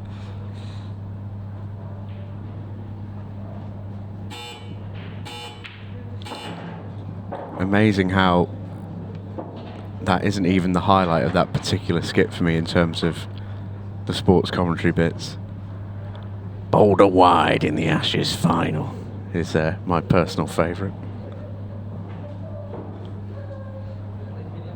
Tony Holgate's looking at me like I'm speaking in a completely other language. I'll show you in the break, Tony. I was assumed you modelled your commentary on this, Tony. This is a revelation to find you haven't heard it before. Oh, I tell you what, if he's hit that gap, that's a lovely shot from Phil Parkin. Love the fact he's not tried to move it, but play on it. Has he not quite got there? No. Lovely work by the camera man there to spot that one.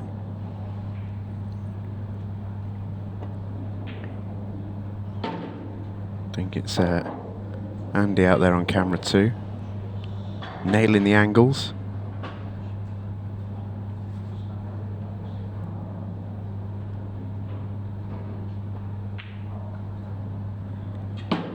So the double then for Phil Parkin, second prize.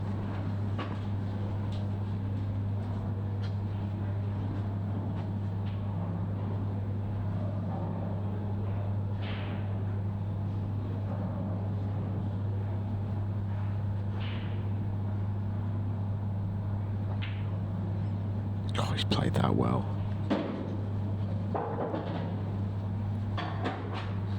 Not a lot of pocket to work with there. That's an important shot for him. This is all about cue ball. Oh, how good is this? What? I say that, he looks a little unhappy. I assumed to play that he must be on the red to bottom right, but... He was trying to bump into the red, but just caught the ball a bit off. Well, I'm surprised. Maybe he couldn't, but I thought he was planning on landing underneath it to take it to the middle there. Oh, Phil Parkin runs aground.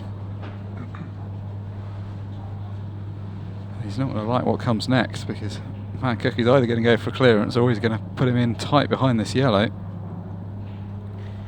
Yeah, I must admit, he looked a little thin on the red to bottom left there. But I do just wonder if he maybe could have held the cue ball low. I think bumping into that red asked a lot to happen with the final shot. This is going to be 2 frames in a row where Phil's been in with a great chance to close the match out. I think in matches where you've had quite a lot of chances, you can get into the mindset of thinking that there are going to be more to come. Yeah, not necessarily. It always stops eventually.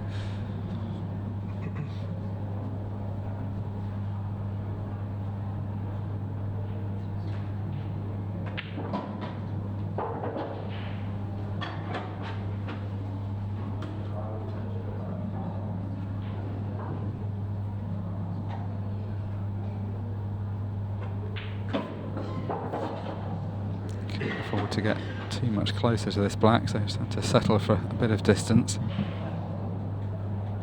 Very makeable shot, but it's not a 100 out of 100 shot.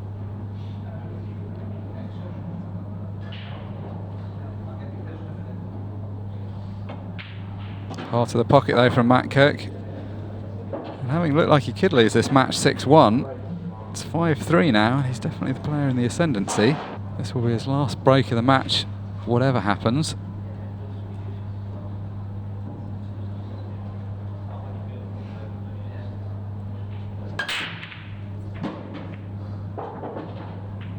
Well, that's better. A couple of balls down. White's safe. We were joking that he might not get any more chances. He has got a 4th chance now to close out this match. I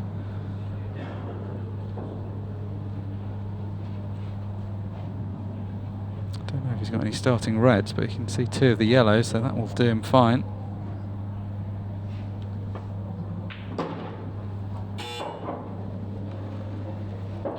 Yellow balls in play. Probably not quite as easy a position you'd say as the last frame.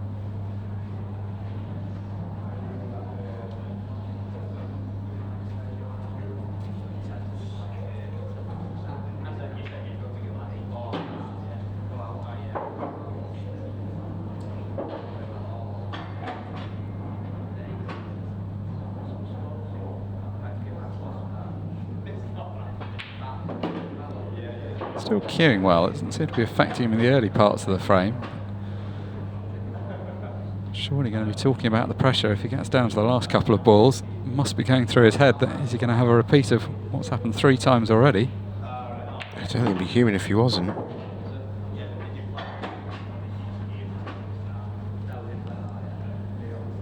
couple of inches short of perfect here. Should still be okay.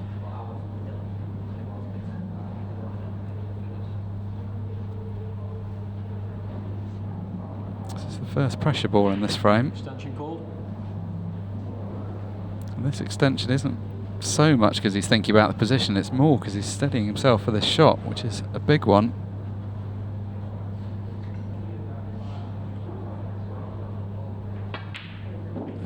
Oh, he's rammed it into the jaw, but it has dropped.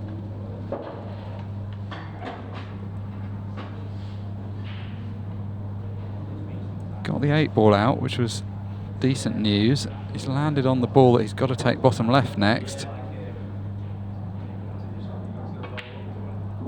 Oh, that's a better piece of cueing. That's much better. But this isn't a natural. He's got a pocket for this yellow, but he's got a shot to play to get onto the black.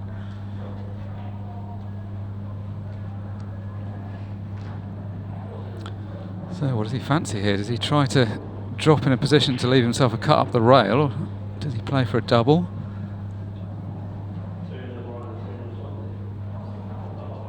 I don't think he's going to be able to leave himself an unmissable 8 ball. I think he's going to be under some pressure. So, played the sensible shot, just left this at distance. How do you like this to book your place in the knockout stages? Oh, it's tough, isn't it?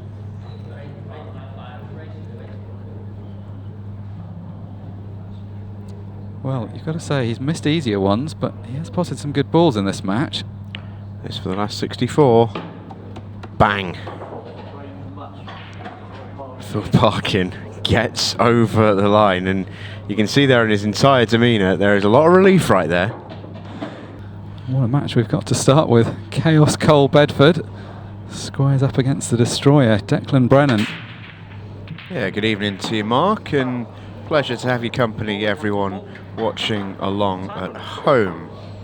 Declan starting with a less than optimal break as he scratches and invites Cole to the table.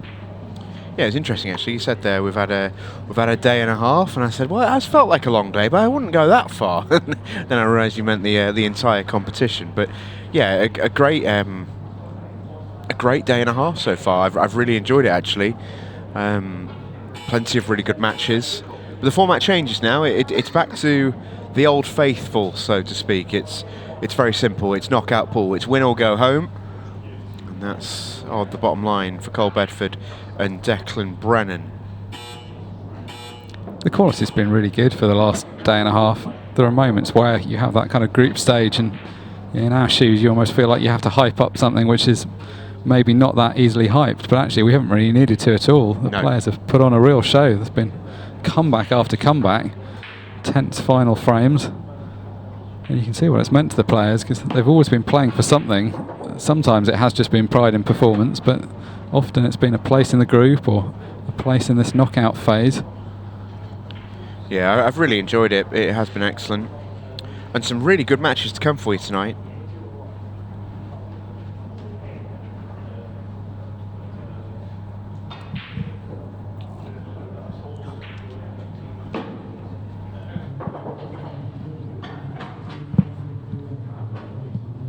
Cohen Bradford has his way, fizzing around the table.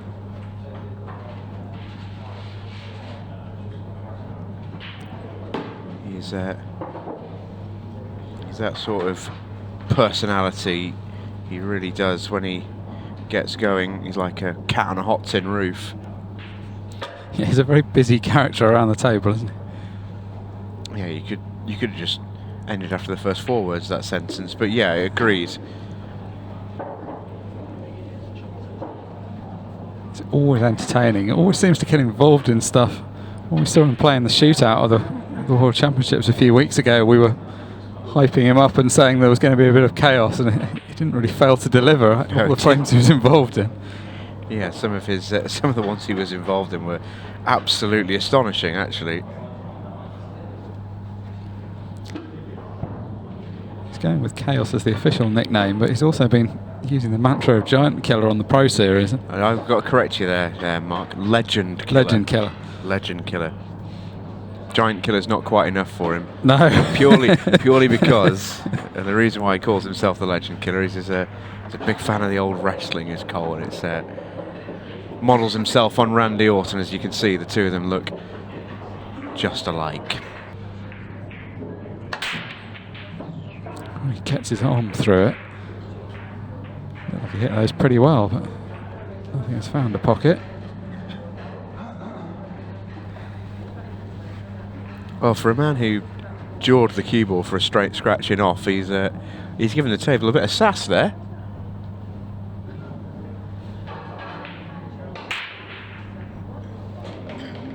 Declan gets first chance here. Quite a nice layout as well. The red ball's well situated.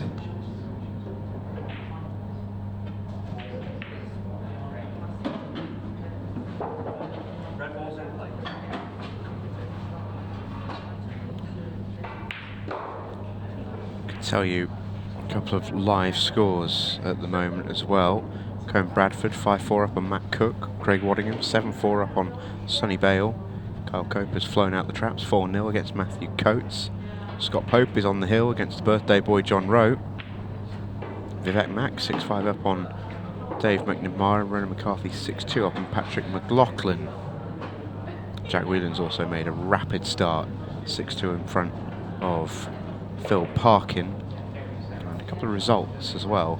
Rob Warner's won through against Ryan Lamberth, and Michael Gibney has won through 8-1 against Andy Williams, which is a real jump off the page sort of result. Luke Gilbert's been a quick start against Sean Storey. He leads by 2 frames to 0. The final match of the last 64 stage, which we'll see after the conclusion of Chaos and the Destroyer, is a slightly more cultured battle, I would suggest, as Jordan Shepherd takes, pray silence please, Christophe Lambert to dance in the last 64.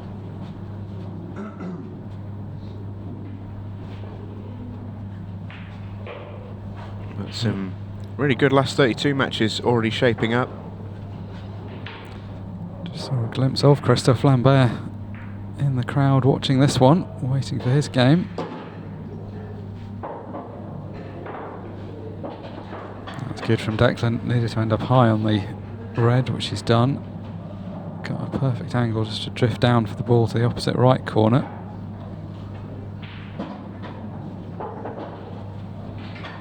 Not the most difficult of clearances, but very pinpoint position here. It's made this look simple. Oh, that's the art, isn't it? When Declan's playing well, he does this very, very well.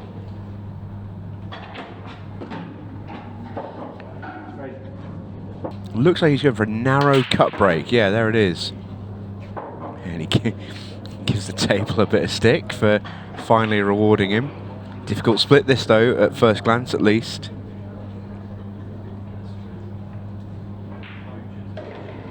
This does not look particularly nice.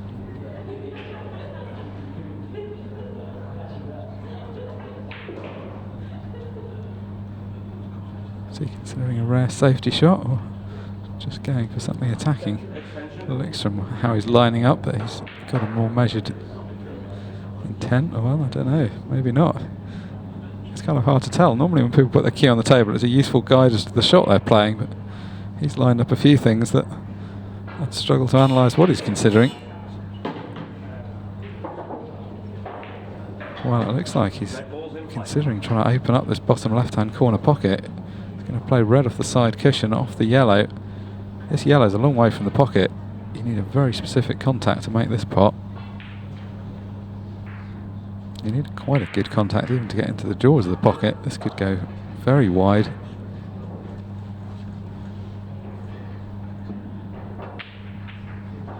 Good effort. Tough shot though. Yeah, that wasn't easy.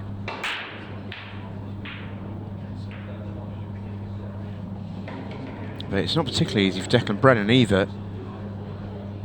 We're now starting to get towards the stage in the match where you start to just think about the finishing line. I think Decky's probably also slightly caught in two minds as to how much he wants to attack in this match versus letting Cole have a go at stuff.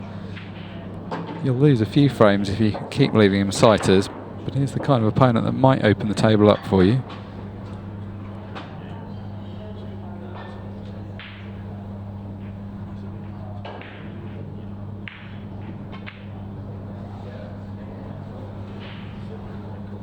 Containing safety it is.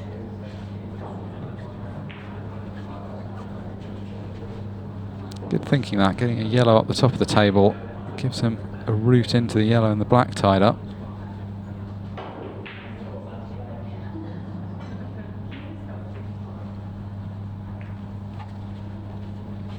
No, that's not his finest shot.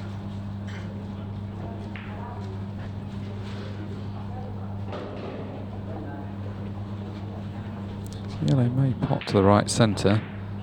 If it was dead straight, he might be tempted to take it on because he could roll the cue ball through. Looks like he's digging down, so I think probably just the safety.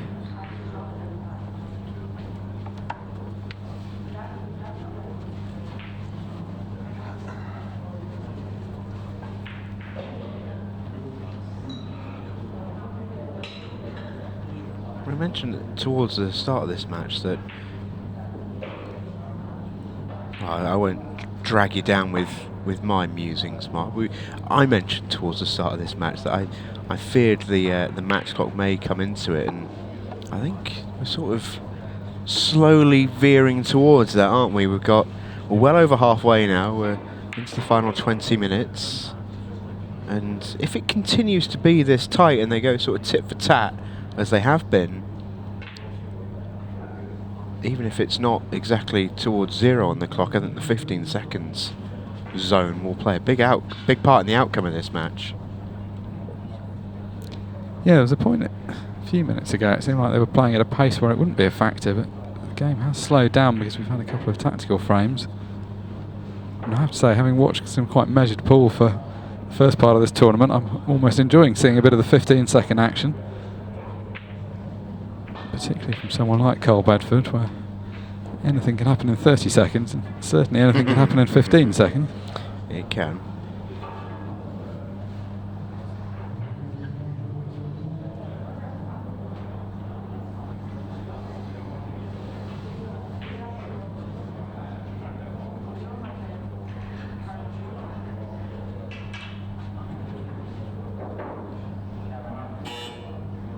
The ball's now develops much better. There's only the one that's tied up. You'd like the cue ball just to have pulled up an inch or two short, then he could have gone into the difficult one straight away. It's probably too thin to play that shot from here, but he's got other options.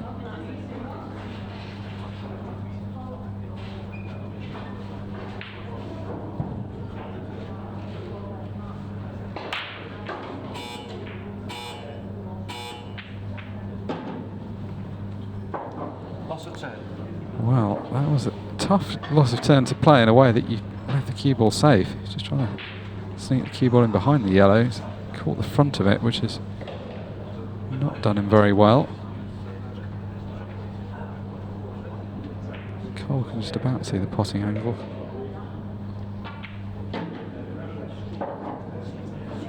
You can see from his reaction there, just wants the cue ball to slow down.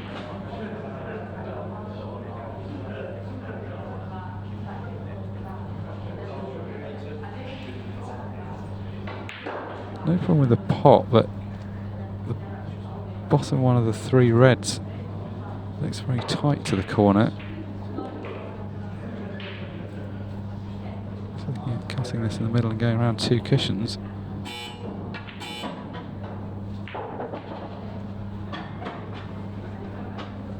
Well, that almost turned out really well.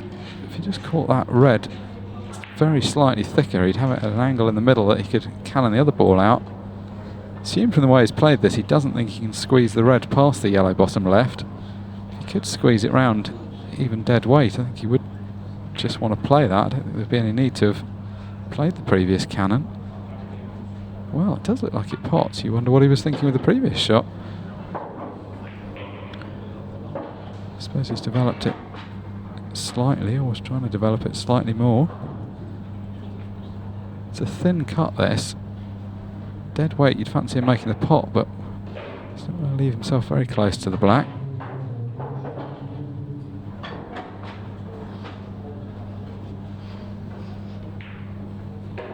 Declan will be annoyed to have left this chance, because there was a moment he was in good shape for a clearance and ended up bailing out quite early. I wish he'd just gone for something, given this result. Where's the cue ball? Wow.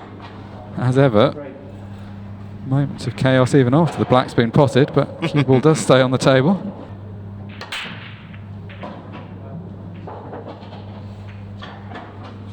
Ooh, where's this cue ball going to get bumped to? This match has really changed in the last couple of frames, hasn't it? Declan's almost... He's not done anything too spectacular. It's almost been like a constrictor as opposed to a viper. He's just squeezed the life out of this match. Oh, it's a tough opening shot for Cole to take on. Yeah, you can feel the frustration. Yeah, it's horrible when you're chasing after a difficult pot and then you leave an open table. The reds are actually in a nice position. It doesn't really have a good one to go after. 8 ball was the most difficult ball, and that has been dealt with quickly. Acknowledged by Cole, who isn't exactly throwing in the towel, but he's ready to, you feel like. Declan Brennan one away from a match against Christy Caulfield in the last 32.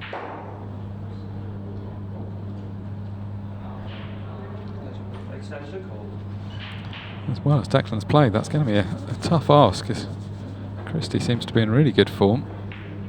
Oh, you've got to beat Carl Sutton at the moment.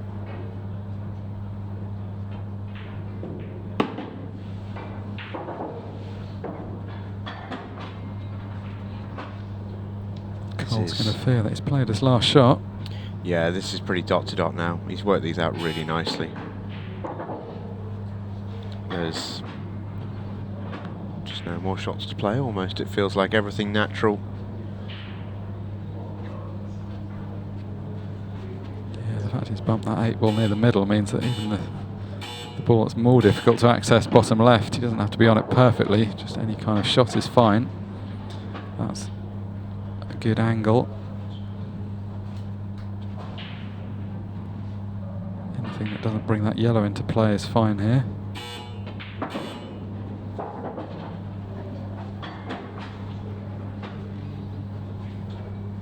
It's been good stuff from Declan Brennan. It has.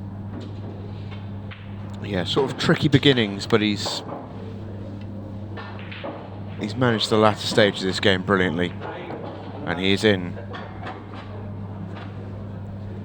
Declan Brennan is through from the last 64. What a task he's got here. Jordan Shepherd, fresh from his win out with Ultimate Pool USA recently, looking to find a bit of success on home soil as well. Tony Helgate joins me in the commentary box for this one. Good evening, Mark. Tony has offered to provide the commentary in French or Welsh, depending on what viewers would like for this match. Multilingual. That's me.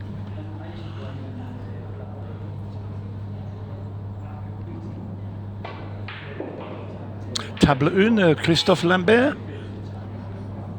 Très bien. That's about it. Right. Enough of that. No, looking forward to this match. Should be an absolute belter. Christophe had a bit of a struggle early doors in his group. Remember when Josh Kane was thumped in a double to beat him? That was his second defeat at the start of the day yesterday. But he's battled his way through. On the other hand, Jordan Shepherd's had a bit more of a very relaxing stroll into the knockout stage. Did lose to Chris Day, but came second in that group.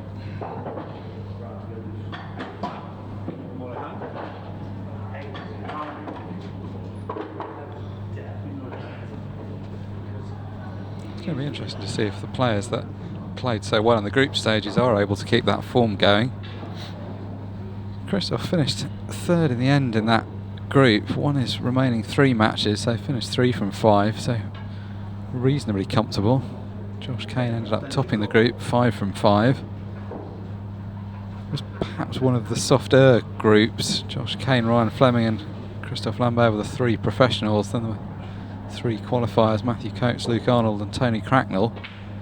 So maybe took the pressure off Christophe a bit, even though he lost early on.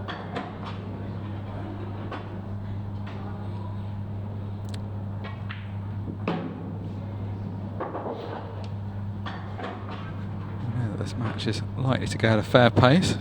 Jordan Shepherd not exactly known for hanging around. The Welsh wizard.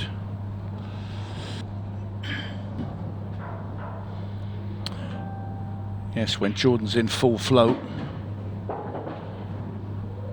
A sight to behold. I think he'll relish the fact we're in the knockout stages. Some of the group stages he felt that he almost couldn't fail to qualify, not in a disrespectful way, but sort of knew that he just needed to win those games and he'd be through. It's maybe a bit hard to motivate yourself to the same level. I think now we're in the knockout stages, he'll be looking to bring his best performance.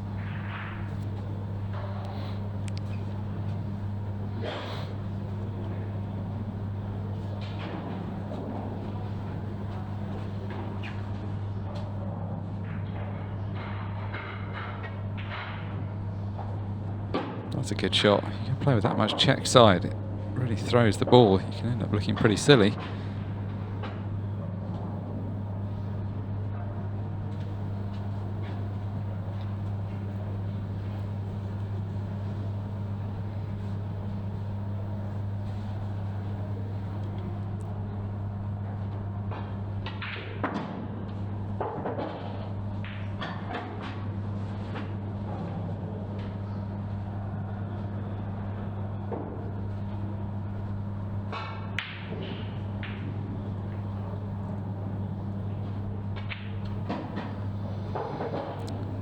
Black doesn't go to the left centre, which is why he's having to play with a lot of side to drop behind it for the right centre.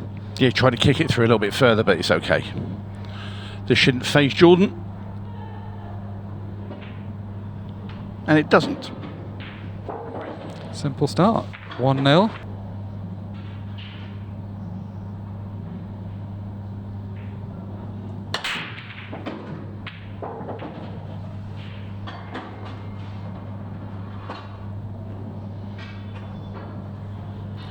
He's got a very consistent break, which is obviously the point of doing all the preparation he does each time.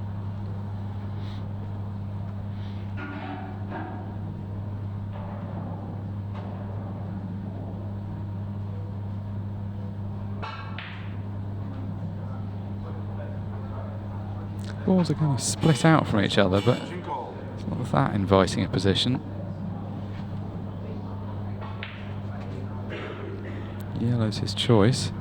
He'll try and swing the cue ball over to the left-hand side off the bottom cushion. And that's his luck. Well, I think he'll take that actually, because he's got a plant now, and the fact that he's got a couple of balls near that pocket means he can move. Even though he's got one of them a bit safe, he can move it out again.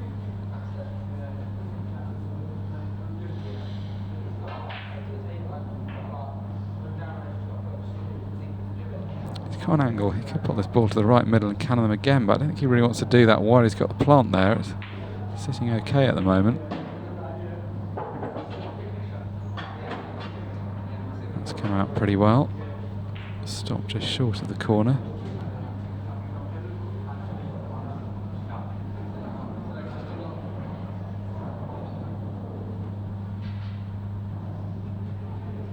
The most difficult ball is the one below the left centre.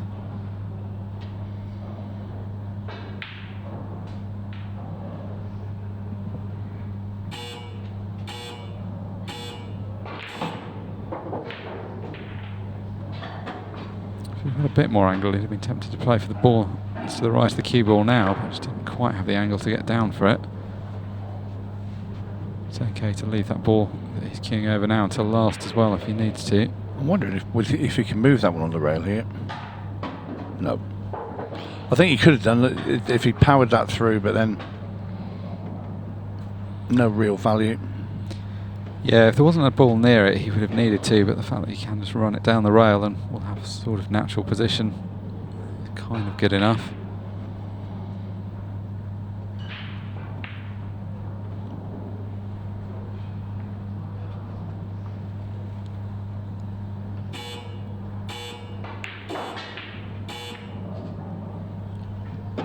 That's a good shot. Always just slightly awkward when they're very close to the pocket, it's going to be a bit distracting. Keep that nicely. It's a bit straighter than he wanted. He'd have liked some angle to come over further to the right hand side. Maybe he'll just force a little bit.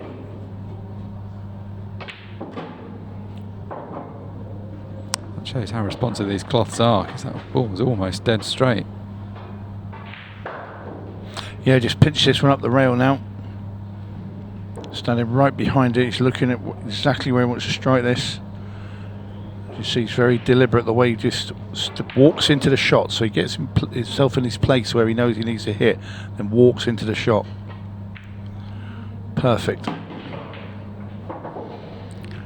this is a very good response after going 2-0 down from Christoph. This has been an excellent clearance. Great finish. Very well thought through, very measured, and even though there were a few delicate shots in there, it just felt like from the start he had a plan. He knew what order he was taking those balls in. Still time. Yeah, just wants to get a chance off this break and then he can get back into it. There's plenty of time on the match clock, so that's not an issue. So he hasn't got to go rushing and running around the table, but you feel that this is such a big frame now for Christoph. At 5-2 down, you feel like 6 might be a little too much to come back. One thing in his favour is that he's breaking well. He's getting more opportunities off his own break so far than Jordan is. He's potting well. He's had 2 shots where he's fell out of position and it's cost him both times.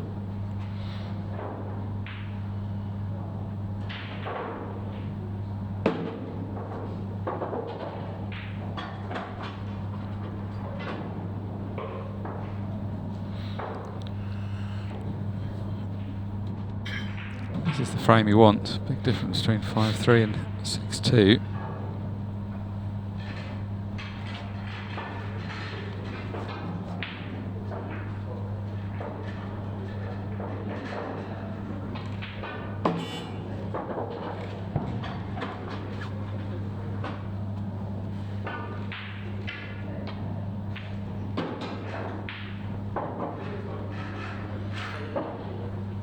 Red up the rail off the yellow in the middle.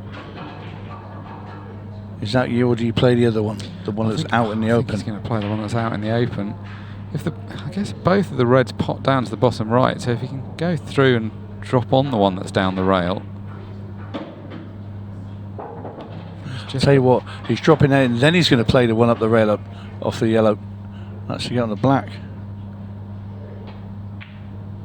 Yeah, that's good thinking. It made it important that last shot that he didn't flick the yellow. Yeah. He had to leave it there. Yeah, very nicely done by Christoph.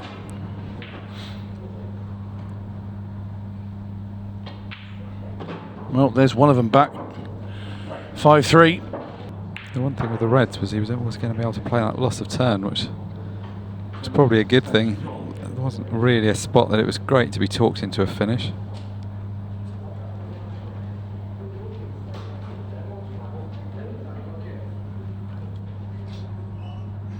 This is awkward. Can you really see the ball top left?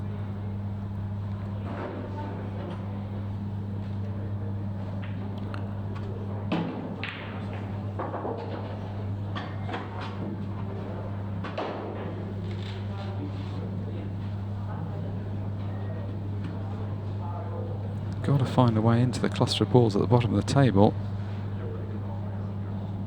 If the top one of these pots, he may be able to do it here.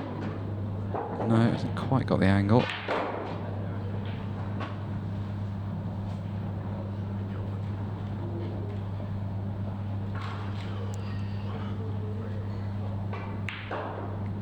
He's going to cut the yellow down the railing, lower the right hand side, go into the 3 balls at the bottom. Yes, he is. Oh, he's got it out. What a shot. Yeah, that's a shot, isn't it? That was unnatural having to play with that much side. There's one for the highlight reel. That is a fair shot. It really is. We were saying earlier he loves playing with a lot of side, but that really was a lot. So, here we go.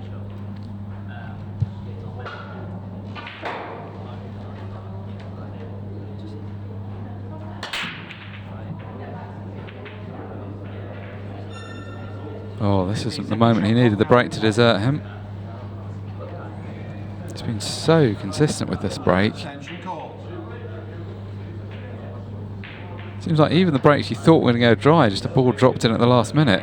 That time, when he needed it most, nothing doing.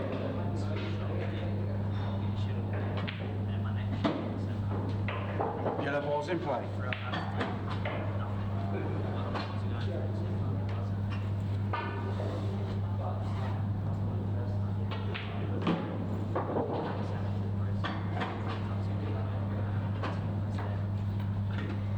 Decent chance, doesn't necessarily have to move anything. Yeah, that's nearest the black isn't perfect, but you could drop it in the centre.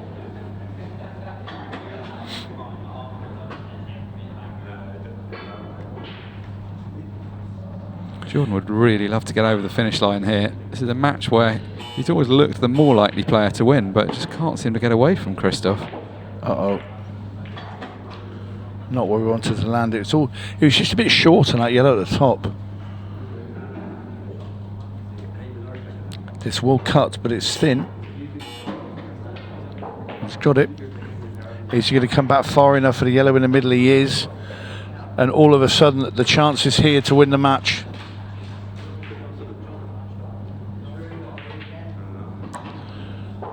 And Jordan Shepherd is going to get over the line in what has been an absolutely brilliant match of pool. Fantastic standard of play from start to finish and from both players. Just this 8 ball then for Jordan. And it's down. What a performance from Jordan Shepherd. Kept edging ahead and Christoph Lamberth just kept coming back into it. Break after break. Christoph seemed to be capable of delivering the most consistent break. Jordan's break wasn't so consistent, but just got himself enough chances and books his place in the last 32. That is a beautiful break from Shane Thompson. Yep, lovely control with the cue ball, straight back. Cannot ask for any more than that.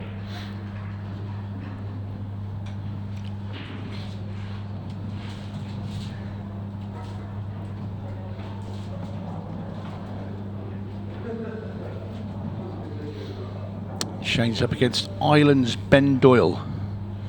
Of course, a member of the Irish team that played at the World Championships back in June.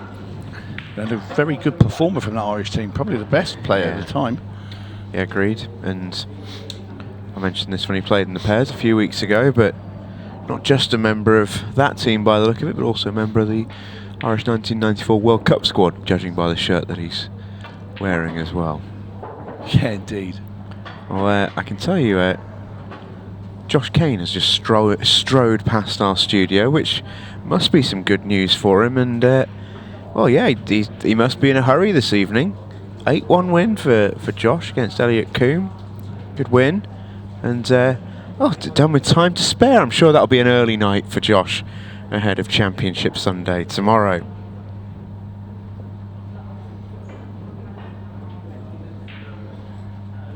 Some results tickling on in. Tom Cousins is safely through. Dylan Leary has just got the win over Gary Clark to meet him in the last 16. His teammate.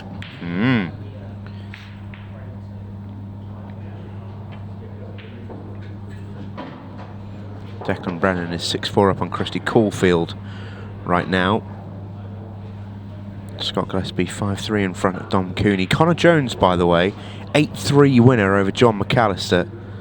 And we saw Connor on the stream table yesterday and mentioned him earlier on.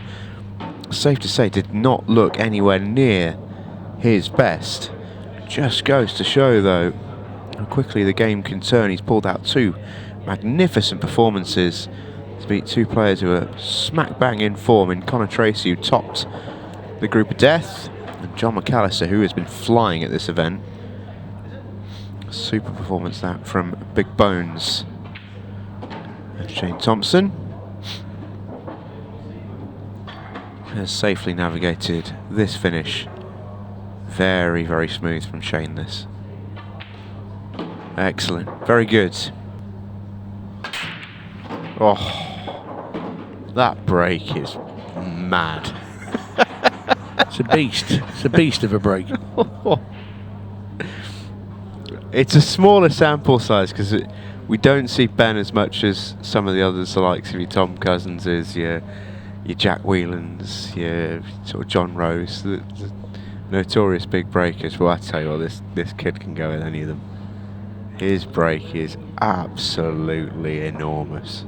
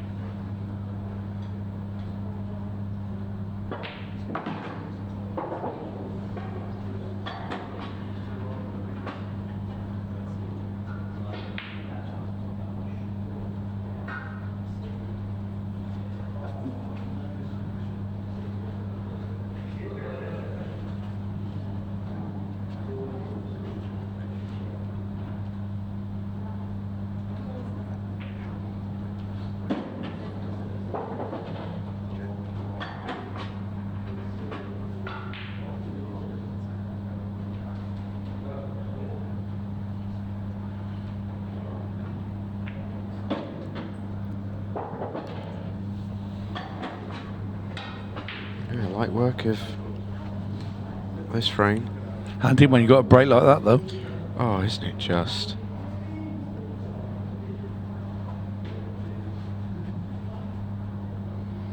After Shane Thompson saw the opportunity to go 3-0 up, passing by, he's then been a spectator for the next 2 frames. Or frame and a half, should I say.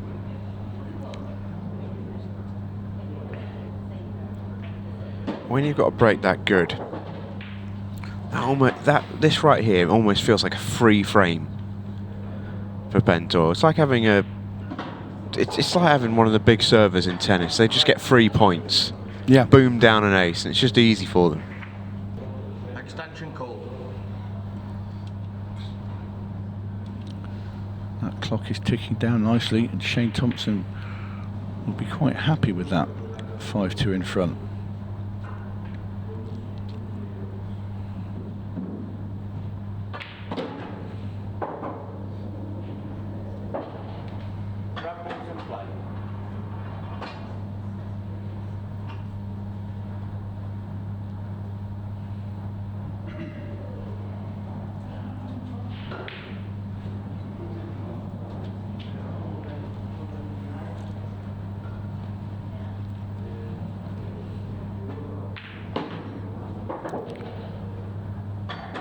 Thompson makes the plant. Now then. Really all about the red that's on the right-hand cushion, tucked behind the 2 yellows.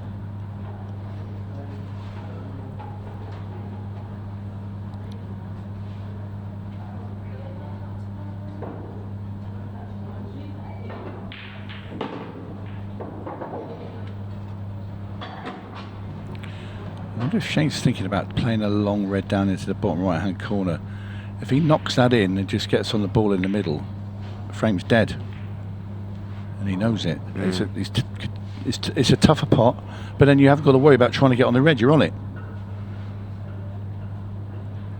Also, if he just plays it away, you can just bring it back not too far. Even if he did miss it, he wouldn't be leaving Ben Doyle too much either. Oh, that's class.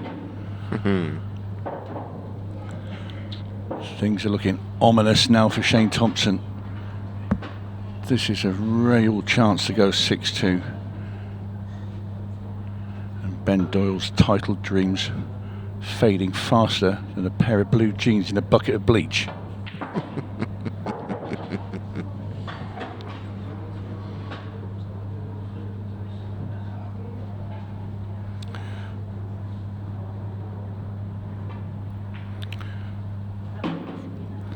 Delicate shot there from Thompson. He's perfect. He's just got the cue ball tight to the top rail in. He has a slight angle on this red to just pop this red into the corner, bringing the cue ball away from the rail and himself the black into the bottom left.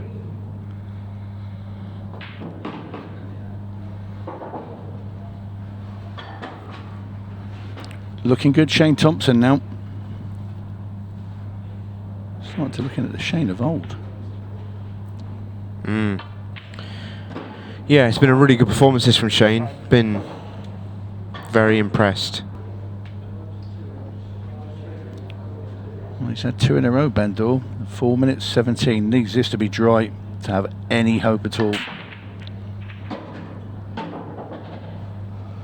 Hell of a cut break. That's good night now. Yep, great break there from Thompson. Yellows are the order of the day as well. And I don't think there'll be many of them left when Shane's finished here, as he uses that extension just to trim any hope that Ben Doyle had.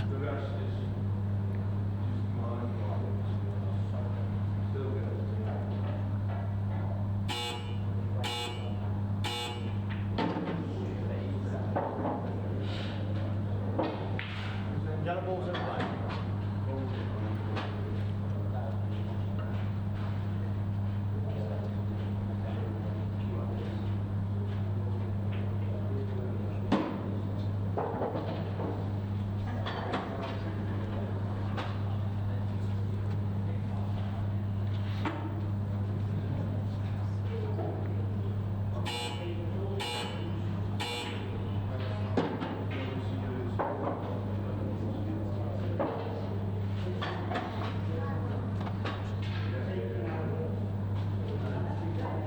Shane really wants to knock this yellow in. If he misses this, and Ben was to run those balls in quickly, and he has missed it.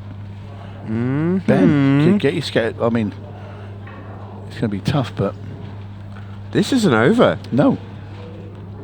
This is not over. Ugh, it is now. Yeah, that'll do it. Yeah, sadly. For all, That would have been wanting interesting a as well. dramatic finish. I think it's If he it's could have done knocked in now. those reds and left 2 minutes on the clock with his own break coming.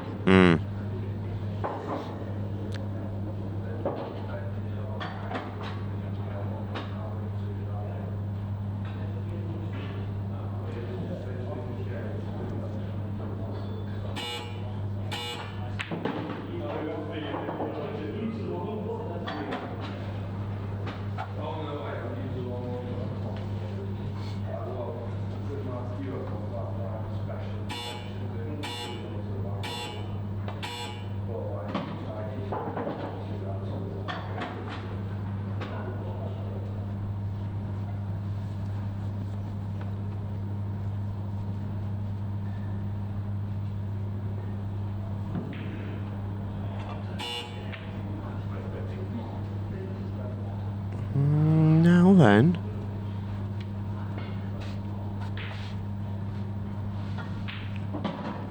Whisper it quietly. That's a lovely shot. Probably has to take it now. Tight. Oh, takes it long for just the ease of it, and it's come out pretty nice.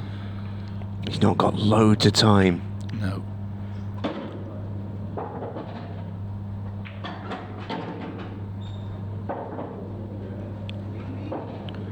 He's gonna have a crack if he knocks these two in. And he knows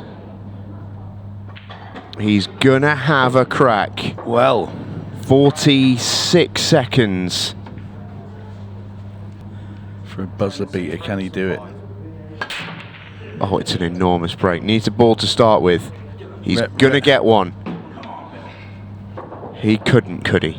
He needs to run. Sean Sharkey and Stevie Dempsey now looking on. Red ball's in play. It's got to be. Oh. Extension call. Extension, do you reckon? Yeah, he called it before he even stood up, I think. Just tried to jam that in the pocket. Well, it'll be a relieved Shane Thompson who plays this shot. And in fact, he doesn't actually need to. He doesn't even need to play the shot. And in comes a concession from Ben Doyle. Shane Thompson gets out of dodge a little bit there. He played some really good stuff in that match, Shane. But I think by the end of it, he'll just be relieved to get out of there. Ben Doyle gave him a little bit of a fright to close that one out. There on your screen, 15-year-old Cohen Bradford has made his way through to the last 32, where he will be taking on Ian Alley.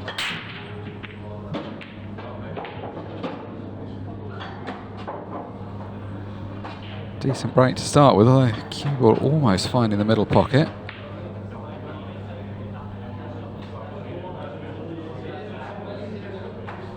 Ian's first appearance out in this main arena this weekend. Cohen we've seen once. Tough game for him. The only game he's lost was out in this arena. That was to Carl Sutton earlier on. He's won every other game.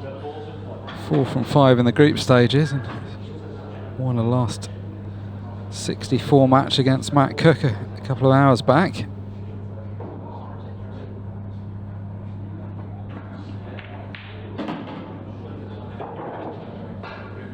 Now getting after this in a pretty positive way, but that's not come out quite as intended.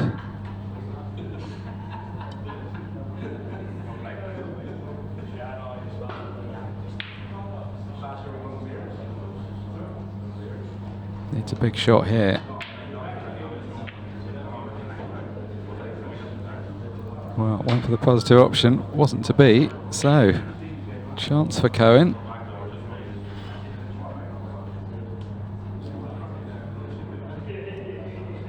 Stephen Jameson alongside me for this one. Second look at Cohen.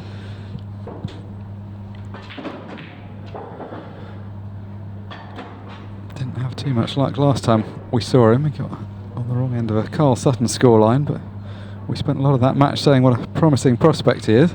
Yeah, and barely saw him hit a ball really in that match. But isn't the nature of pool funny?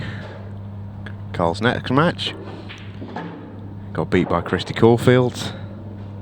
And Cohen is still in the tournament a stage further down the line. Can be a fickle old game sometimes. Got to be helpful for him, the fact he's been out in this arena once already. Yeah, you'd think so. Ian hasn't. I mean, the stage won't intimidate Ian at all. It's just the conditions, really. I don't really know how to assess this matchup. I mean, on paper, Ian Alley's a seasoned professional that plays high-stakes money matches, sometimes into the tens, if not hundreds of thousands of pounds, and has dealt with a lot of pressure. His opponent is a 15-year-old who has no real professional experience, but actually this weekend Cohen's won 2 more matches than Ian. Ian kind of scraped through his group, whereas Cohen blitzed his way through his one, so maybe a bit closer than the on-paper results would suggest. I would add a fairly significant caveat to that, though, and I do agree with your point, and I completely respect it, but Ian had to come through an absolute murder of a group. with well, 4 other top pros and one of the top challengers. It was a group of death for a reason. So he's had it tough to get to this stage, as well as Cohen has played. But a little unlucky there, Ian, to land where he did. That might be the first example of the table just catching him out a touch. And that isn't the best shot Cohen's ever played. Don't think he's left anything particularly meaningful for Ian, but the reason why I was a little bit critical there is the yellow that he's played, he's not really done a huge amount with. He's made it into a little bit of an awkward ball. You know, if he'd have put the yellow maybe close to the top right corner pocket, he's now got a shot. And he doesn't, because of his object ball there. Just a subtle thing. A lot of nuance to safety play, but keeping your ball in play is key. Well, that's one way of keeping in play. Treble it. Yeah, that was fully played. He must have a plan here. I'm pretty intrigued to see what it is. Well, I guess we can cut this one in and double the other one. He wasn't far away. Double looks. I mean, that yellow is tight on the cushion. It's a tough double. Yeah, from where he is, it would have been tricky if the cue ball was a bit further up the table, maybe. Ian's a really good potter. He's a really good player, generally.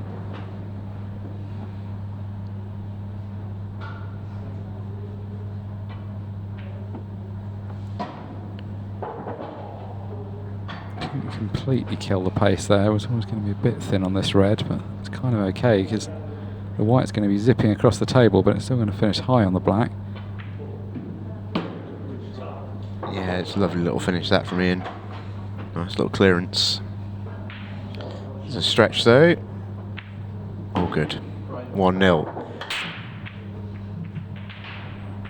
Yeah, and that match was an example of him fighting out. He played Johan Attard, the Maltese player. He played really well and had a lead in that match, and then suddenly Ian turned up and just kind of hung on in there until he got a chance, and then closed the match out in style at the end. Yeah, took out a big finish, didn't he? And gave out a big roar as well at the end, which just showed how much it meant to him. As you see, dry break from the fave, and it's going to bring Cohen to the table. Pretty presentable chance this actually for Cohen here.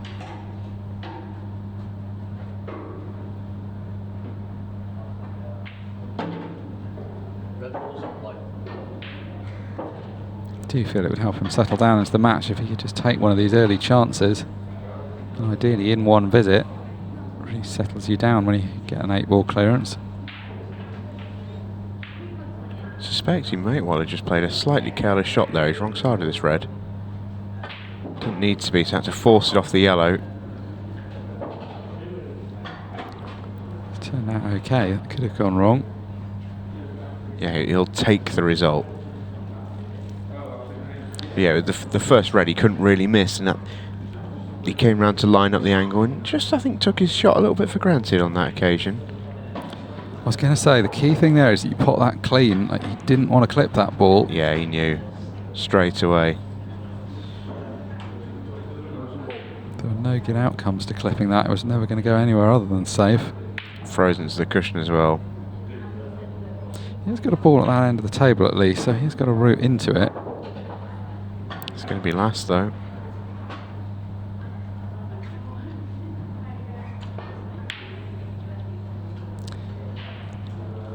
Is he thinking of playing it? He is going to try and play it now. Wants to target the yellow, you saw that. Oh, it's a pretty good shot. Yeah, I think I'm with you. I think it would have been safer to take it last. Even though normal theory is you don't want to play the cannon last. When that ball is on the break line, it was never likely to land on it after this shot, so he was always going to have to go back.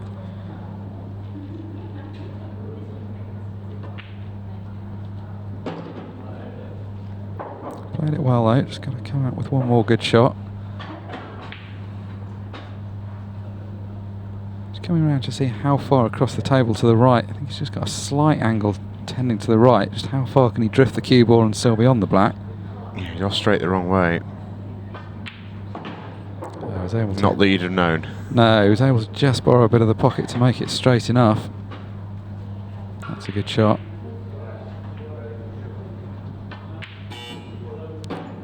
Cool, in it goes. Little hand up. He's already got his ball player traits locked in. Those of you who've been watching for the last sort of hour and a half or so,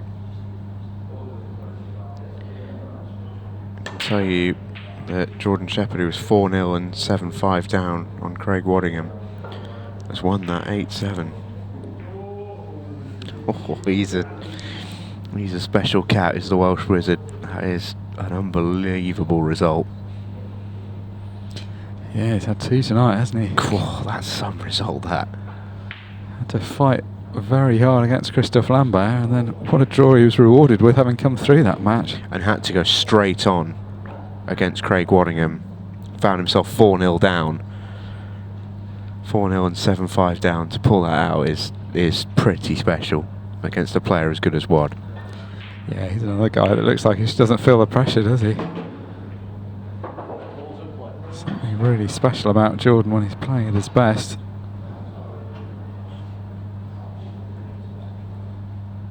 That win in America recently must have helped his confidence. Not sure he was a guy that was particularly light on confidence beforehand. But No, absolutely never not. hurt. Yeah, absolutely not, but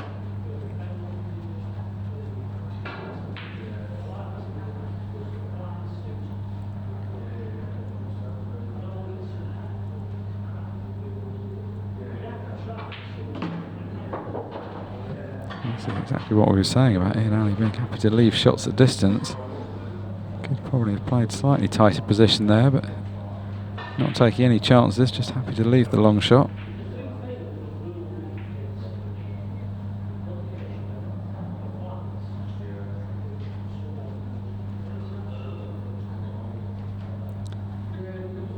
Both of the balls may well pot to the bottom left, but he's also going to have to take the bottom one first. Not going to get there though. Left himself one too many difficult long ones. And this is nice now for Cohen. These yellows fairly open. there's one match in the last 32 still to be completed that wasn't held back for the stream table. Don't think it will be a surprise to many to hear that it's Carl Morris and Aaron Davies who are holding up an end. Carl Morris was well in front in that game and Aaron has grafted. 7-6 now to the Cyborg, he's on the hill. It's the last match of the night, so they can take their time without damaging our schedule.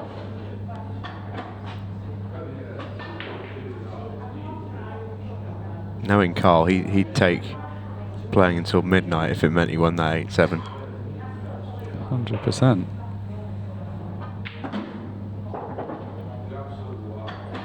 Fair play though to Carl. He's happy to take on the younger generation of players and play them at their own game. It's been a real marked improvement this year, actually. I've been very, very impressed. He had a really good first season, didn't he? But then dropped off a bit the next year or so. Yeah, it's to the point where you almost wondered, well, can he actually climb back to the levels he needs to compete? And well, he's shown as he can. And it's look, he divides opinion. There's no getting away from that. But for entertainment purposes, I think the game's in a better place when Carl Morris is around.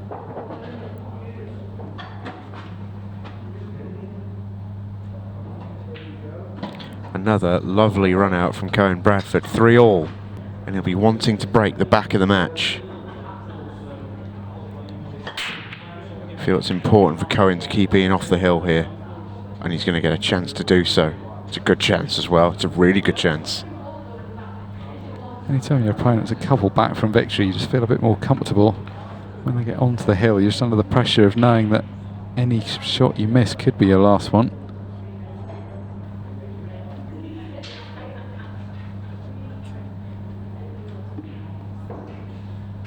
This is off Ian's break as well, so if Cohen could find a way here, then it'll be his break next.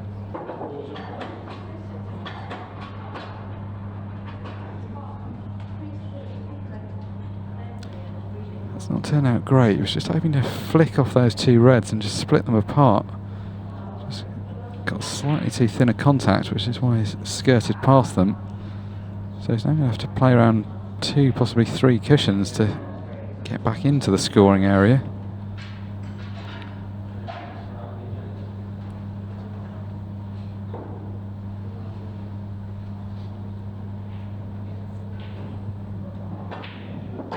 Oh, disaster.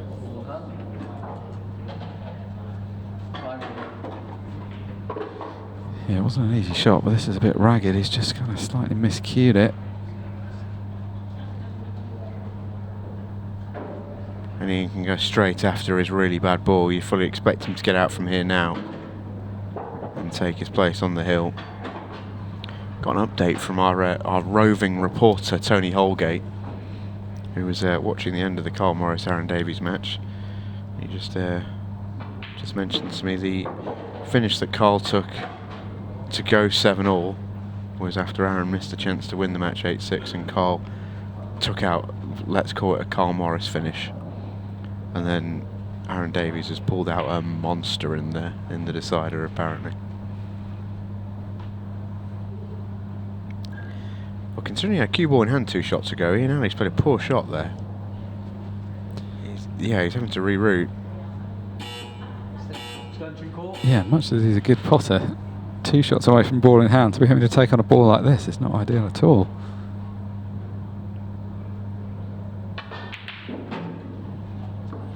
As we've said, he is a good potter though. He's fabulous, isn't he? Just nothing fazed him. You can see why he's such a good money player. Just doesn't get phased. No, I mean, if you're the opponent in a long money match, you're just sort of watching him. You're probably feeling under a lot of pressure and feeling nervous, and he just looks like he's practicing.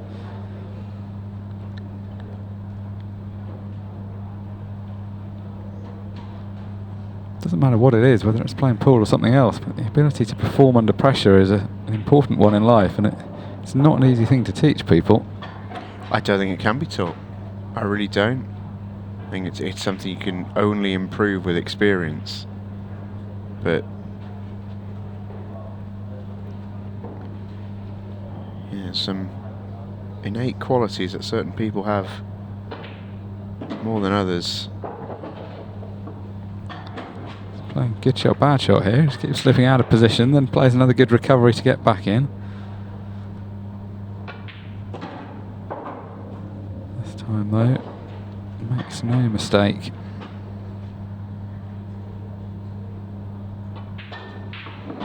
Well, now he does go to the hill. 7-4 he leads. He's a hard man to put under pressure, but I think he'll be feeling it. Yeah, I don't think he'll be very happy that he's finding himself at 7-6. Ooh, he's going to come up dry. The next question is, what have you left? And I think if Ian can get through to a red at the top of the table, he'll be pleased. If he's on the red by the break line, he'll be ecstatic, but I don't think he is. Yeah, it's the ones to the top left that he's got. These are on. Red ball's in play. 15-second shot clock. 15-second shot clock comes into it. It's probably a good time for it to happen for Cohen. Just adds a little bit of extra jeopardy onto this finish from Ian. He can't afford much by way of error, because he's got little to no recovery time. That's a small error.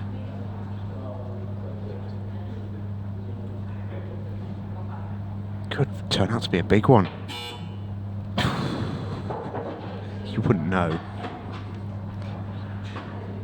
He's got a shot to play here. He's just got to free up the yellow, the red that's at the bottom left.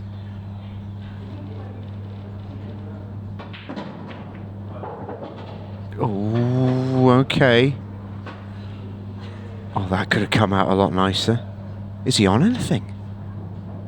Is the middle of the 3 reds chipped to the left centre, or is the yellow in the way? Oh, if he's going to cut this in, this is a tricky shot. Well, well, well. Ian's second chance to put the match to bed falls by the wayside. And if Cohen can pot this and flick into the top one, that's perfect.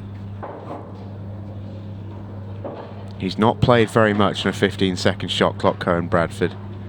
Only really in the Pairs Cup a couple of weeks ago. But I'm not sure anything phases him.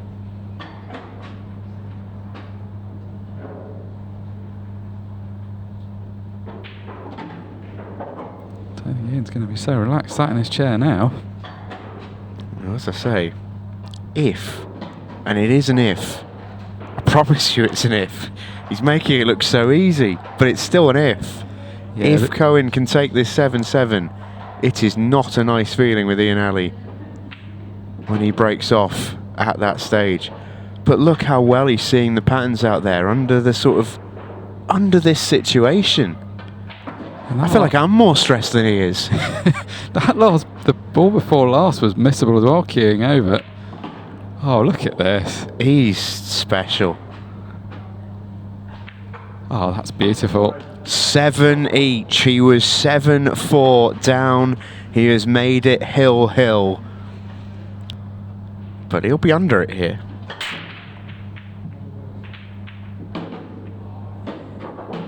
What a break to find.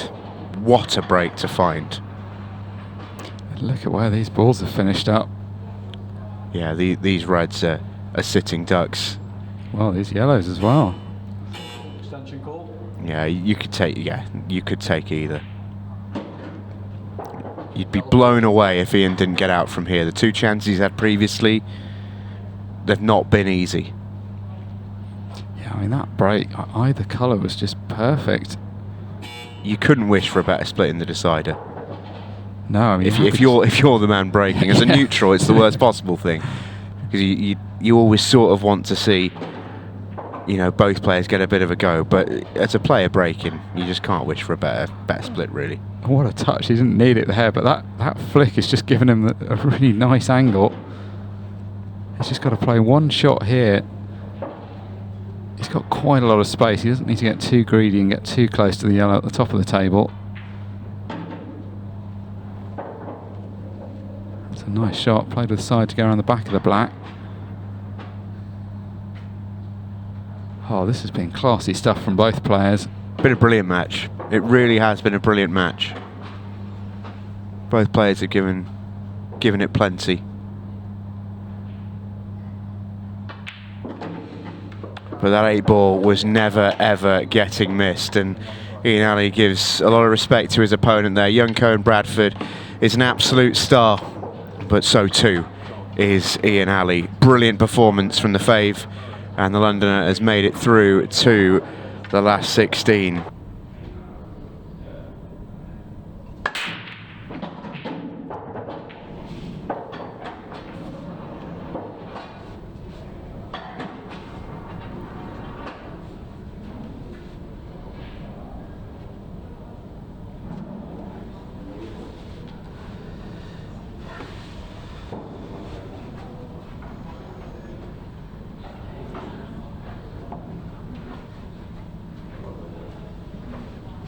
It's always a good situation where you can follow up one frame with another one straight off the break. I think in this particular spot it would be a very good time to do it, because Stevie's going to be a bit frustrated.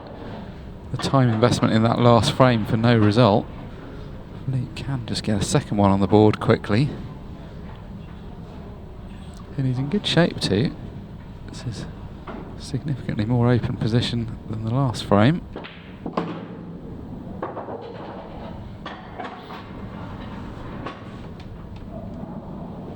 Pointing with his cue where he wants to come. Just pop the ball to the top right corner, bring the cue ball down.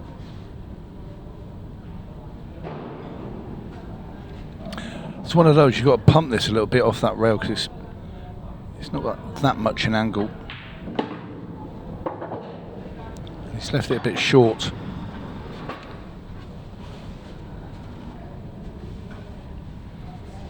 Now you see where he's going to try and track the cue ball, cut the ball into the middle. Try and send the cue ball into this red on the two reds down, the one on the right, and kick it past the yellow. Played that pretty well.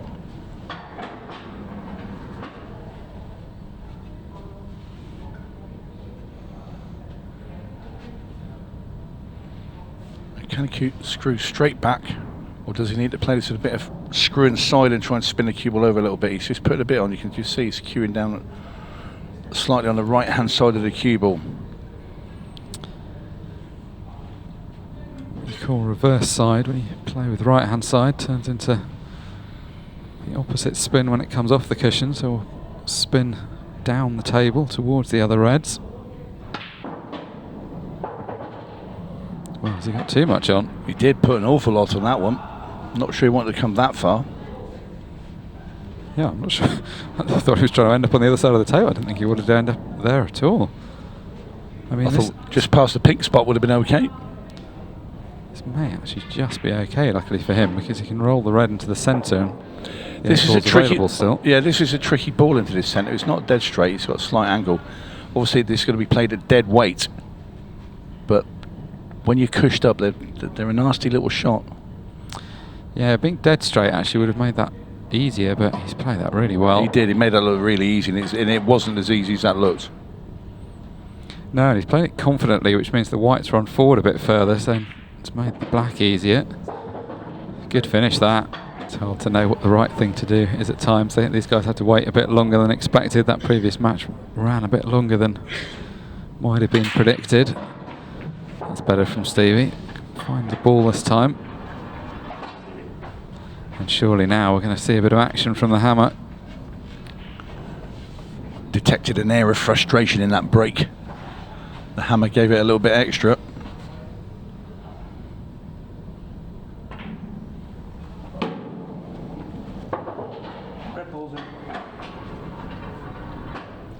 These reds have come out nice. This is a great position to get his first frame on the board. Well, it's not a position that Stevie Dempsey finds himself in very often. Let's be honest. He's a real competitor. He's not someone that's going to ever give up at 4-0 down. All he's thinking about is how does he get back into this match. Getting to the table helps. Yeah, and I think he does also look a bit tired, but when he can just start loosening his arm and potting a few balls, I think that will all be forgotten. When you feel the tiredness is when you're sat in your chair. This is nice, can roll this ball in the middle and take the ball down the right hand cushion to the bottom right corner and come up the table for those last two.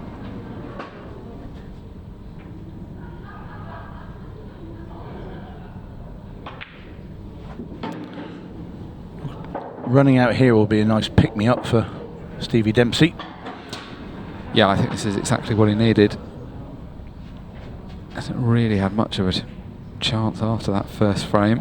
Hasn't got do too much here with the cue ball. Just doesn't want to leave it on the rail. To just get it away from the cushion, the cue ball, so he can just play a little stun shot with his last red into the centre. Don't even have to do that now. He just can play this and use the cushion to bring the cue ball away. Yeah, he's played a positive shot there, and his reward is that this shot is now easier to play.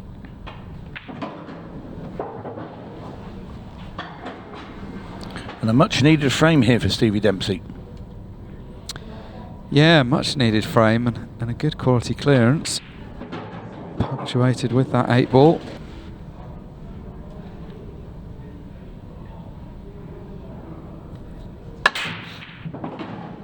Oh, what a break this is. Yeah.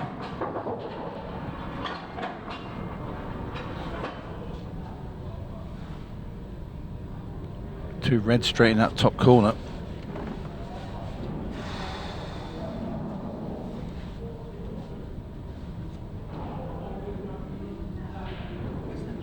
Can he get the red in the centre? Think he can. Cuts it back into the right middle. And reds at the ball. Well. So I like the reds. Yeah, you would at first glance think the reds would be easier. I suppose if the yellow goes to the right centre, which it does, you can take the two at the bottom of the table now. It's going to be the transition shot between the balls and the right hand cushion and everything else that's the tricky one to play.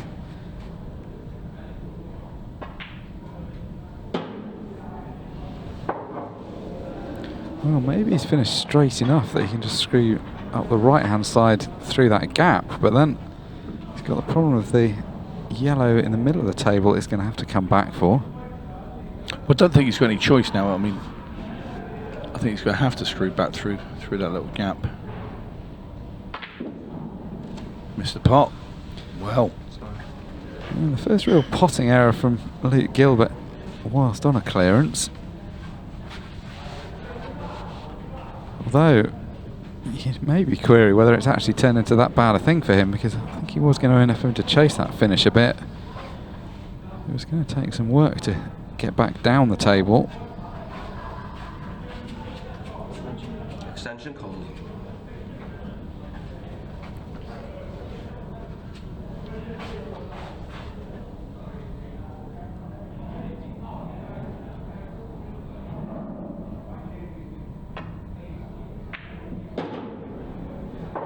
Oh, he wouldn't mind that ball going in. He wouldn't mind that at all. He played it. He did play it, but it's still going to be a tough shot. I think really you look at the plant into the left-hand centre. Has to be.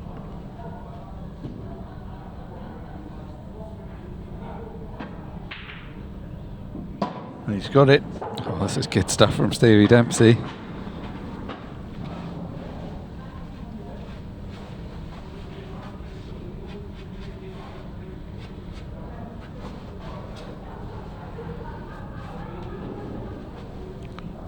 Well, at the end of this frame, it's going to be just around a quarter of an hour left. We'll be 5 minutes away roughly from the 15th second of shot as well.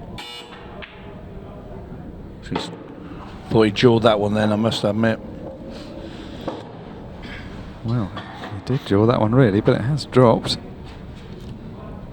Yeah, any harder that would have stayed there. Cut back in the middle.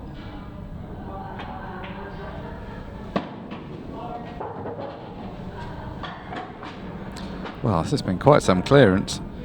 It was a little careless from Luke to miss the ball, but I don't know how worried he'd have been when he left the table. Told you reds were the colour. Easy with hindsight. Yeah, it did look like Luke made life a bit hard for himself going for the yellows. Either way, it was a great clearance in the end from Stevie. If Luke could win this frame though, a 2-frame lead would be massive at this point. Oh, where's that cue ball going? Well, luckily for Luke, it didn't go in the pocket. It made a ball.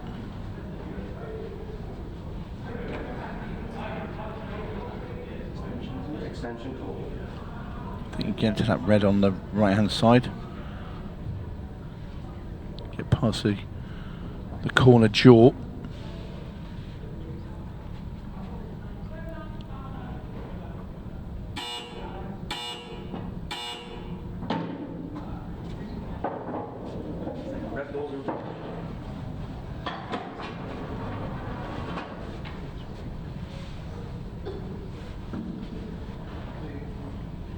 Not completely straightforward, but a much easier clearance to be chasing after when you're a frame to the good.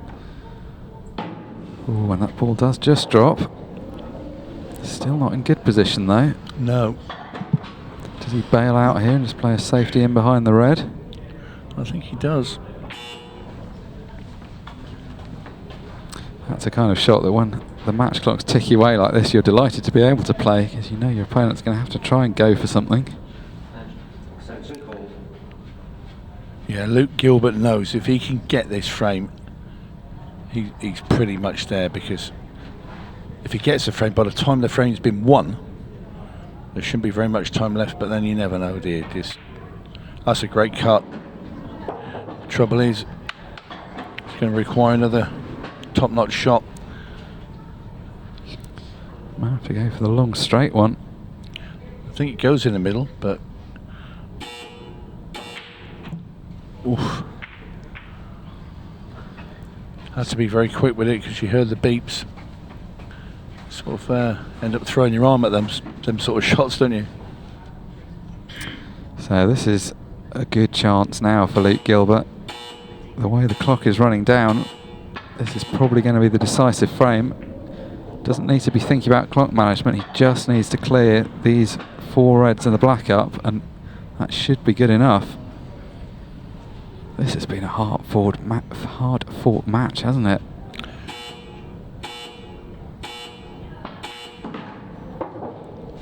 Didn't look like it was going to be this way when No. it was 4-0 up.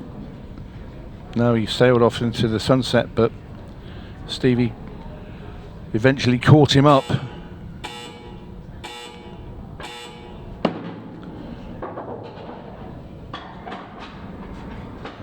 That's where he wants to be.